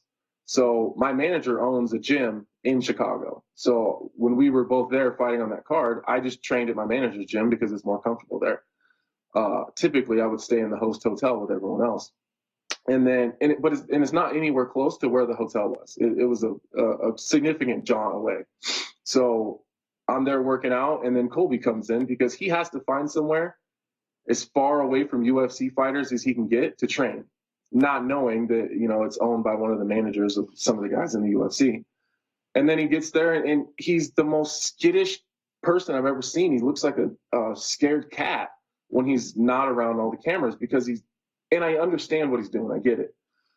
But he can't, he's put himself in a position where he can't just be a normal person in normal places anymore because he's pissed everybody off. So he has to hide off in the corner of the gym the whole time and keep looking over his shoulder because he doesn't know who wants to come in and slap him in the back of the head. And that's how he is away from the cameras and everyone else. So that's my only issue, is that he's just attacking people that's not in his way. And, it'd be like me, attacking 55ers. Like, what's the point of that? I don't understand how that puts you forward in your career anymore. How much of this fight, and it doesn't sound like there's much, but maybe you can tell me differently. You mentioned it was about the world title. Okay, fine, I believe that. Is there any impulse you have to suppress about this creeping either idea or emotion in your body that, oh, you know what? Yes, it's about the world title, but wouldn't it be sweet to stick it to the haters? Is there any part of you that has to wrestle with that? Yeah, a lot. Again, back to Mark, he tells me all the time that I need to worry about impressing myself and no one else. And that's the piece that I'm going to struggle with a little bit. I would venture to guess it's going to be really hard for me to stay humble talking to Joe Rogan afterwards, because the outpour of hatred has been incredible. It doesn't necessarily bother me too much, but it is a little bit shocking, like how so many people can care so much one way or the other. It just blows my mind. But there is a little bit of the, sticking it to the haters feeling there for sure. On some level, though, there has to be a little bit comforting. It's like, oh, this is what people talked about when they said, more money, more problems. This is exactly what they meant, isn't it?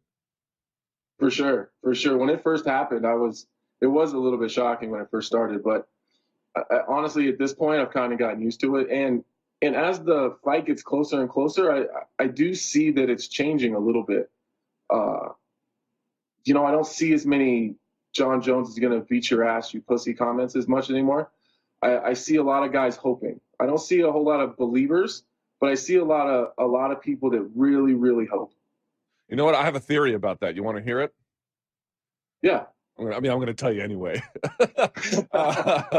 My theory on that is the posture you have taken, which is, this is about me and my opportunity and my dream and this challenge. I don't care about John's picograms. I don't care about this. I don't care about that. I am solely focused on this, and I'm going to be a professional about it. I think that has disarmed a lot of people who are otherwise ready to pull the knives out. Some people will pull the knives out no matter what. There's nothing you can do about that. But the other people who are kind of on the fence are like, you know what? All right, how can I really hate on that approach? That's my theory. I was listening to Joe Rogan's Fight Companion after it was all over for the event last night, and I kind of got that same vibe from Brendan Schaub when this fight was first announced. Brendan Schaub was just all over me, like, what the hell is this guy doing here? Like, this is not smart, this kind of throwing me under the bus, And then, on the Fight Companion, his kind of attitude has changed a little bit. Like, I really like that guy. I don't know if he really is a believer, but it's definitely changed. And that's kind of overall, as a broad spectrum, that's kind of how it's been. And I understand it. And I'm looking forward to winning and changing everybody's minds. That's for sure. All right, before I let you go, last question about this. Not every athlete's the same in this one, so I wonder what your method is. A, do you do any visualization? And that can be any number of things: scenarios, pre-fights, what a face-off's going to be like, what a weigh-in's going to be like, all that stuff, including the fight itself. And then if you do visualizations, do you allow yourself to visualize what it's like post-fight? Yeah, I do. I do a lot of visualization. Most times it's not like I know a lot of guys visualize a lot at night and kind of before they go to sleep they think about what they want to do, and I try not to do that. I try to keep my visualization of the fight. I try to keep it kind of reined in, because if not, it can kind of consume you if you're just constantly going over the fight and how you think it's going to go in your head. So I try to make sure that I shut it off. But I would say mine is also a little bit different because I don't always visualize myself in the best positions. You know, I try to make sure that I kind of think of the worst case scenario and then visualize myself working out of it. Post fight is a little bit different because I don't really know. You know, I've never won a world title before, so I don't know what that's going to look like. I've thought about that moment in the Octagon a lot afterwards. You know, kind of when the crowd's going crazy and that just look of stupor on everyone's faces, trying to figure out what the hell just happened. And that's kind of as far as I can get because I don't know what the rest looks like. But that's kind of how it goes for me. Actually, I lied. Last one. This is my last one, I promise, because I know you got to get stuff to do.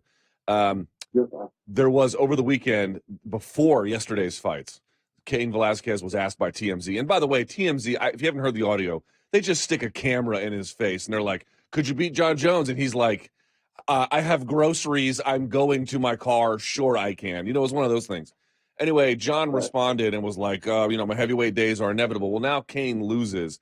Do you make anything out of this? Maybe you could say, well, Jon had his sights on this one, and now that's gone up in smoke. Does any of that whole thing matter to you at all? No, not at all. I learned really quickly not to put too much weight in anything Jon says. You know, when I was at the presser, I figured out that anything that Jon says is very calculated. He doesn't just say anything for no reason. He has a reason behind everything that he says. Even his subtle, you know, his passive aggressiveness at the press conference, just little stuff like that I noticed and that I'm just not going to put any time into. I'm not anyone else that he's fought. I'm not going to play his stupid mind games. And I think that this is just another one of those. You know, it's just a distraction. All right. Well, there you have it. I would be there at the fights, but my wife's going to have a kid, so I can't. But I wish you nothing but the best of luck. You don't need it, but I just say it anyway. Thank you so much for your time, Anthony Smith. Really appreciate it. Can't wait to see what you have in store for us on March 2nd. Awesome, man. Thanks a lot. There he goes. Lionheart. Well, one of the impossible to dislike in the sport. All right, I think we have to get out of here. Let's get out of here. How about that? I don't know if the boys in the back are ready for it, but we need to do it. All right. Thanks to Danny in the back. Thanks to everybody who watched. Keep sending those tweets. Keep sending those calls. Thank you to all the guests. And until next time, stay frosty, donkeys.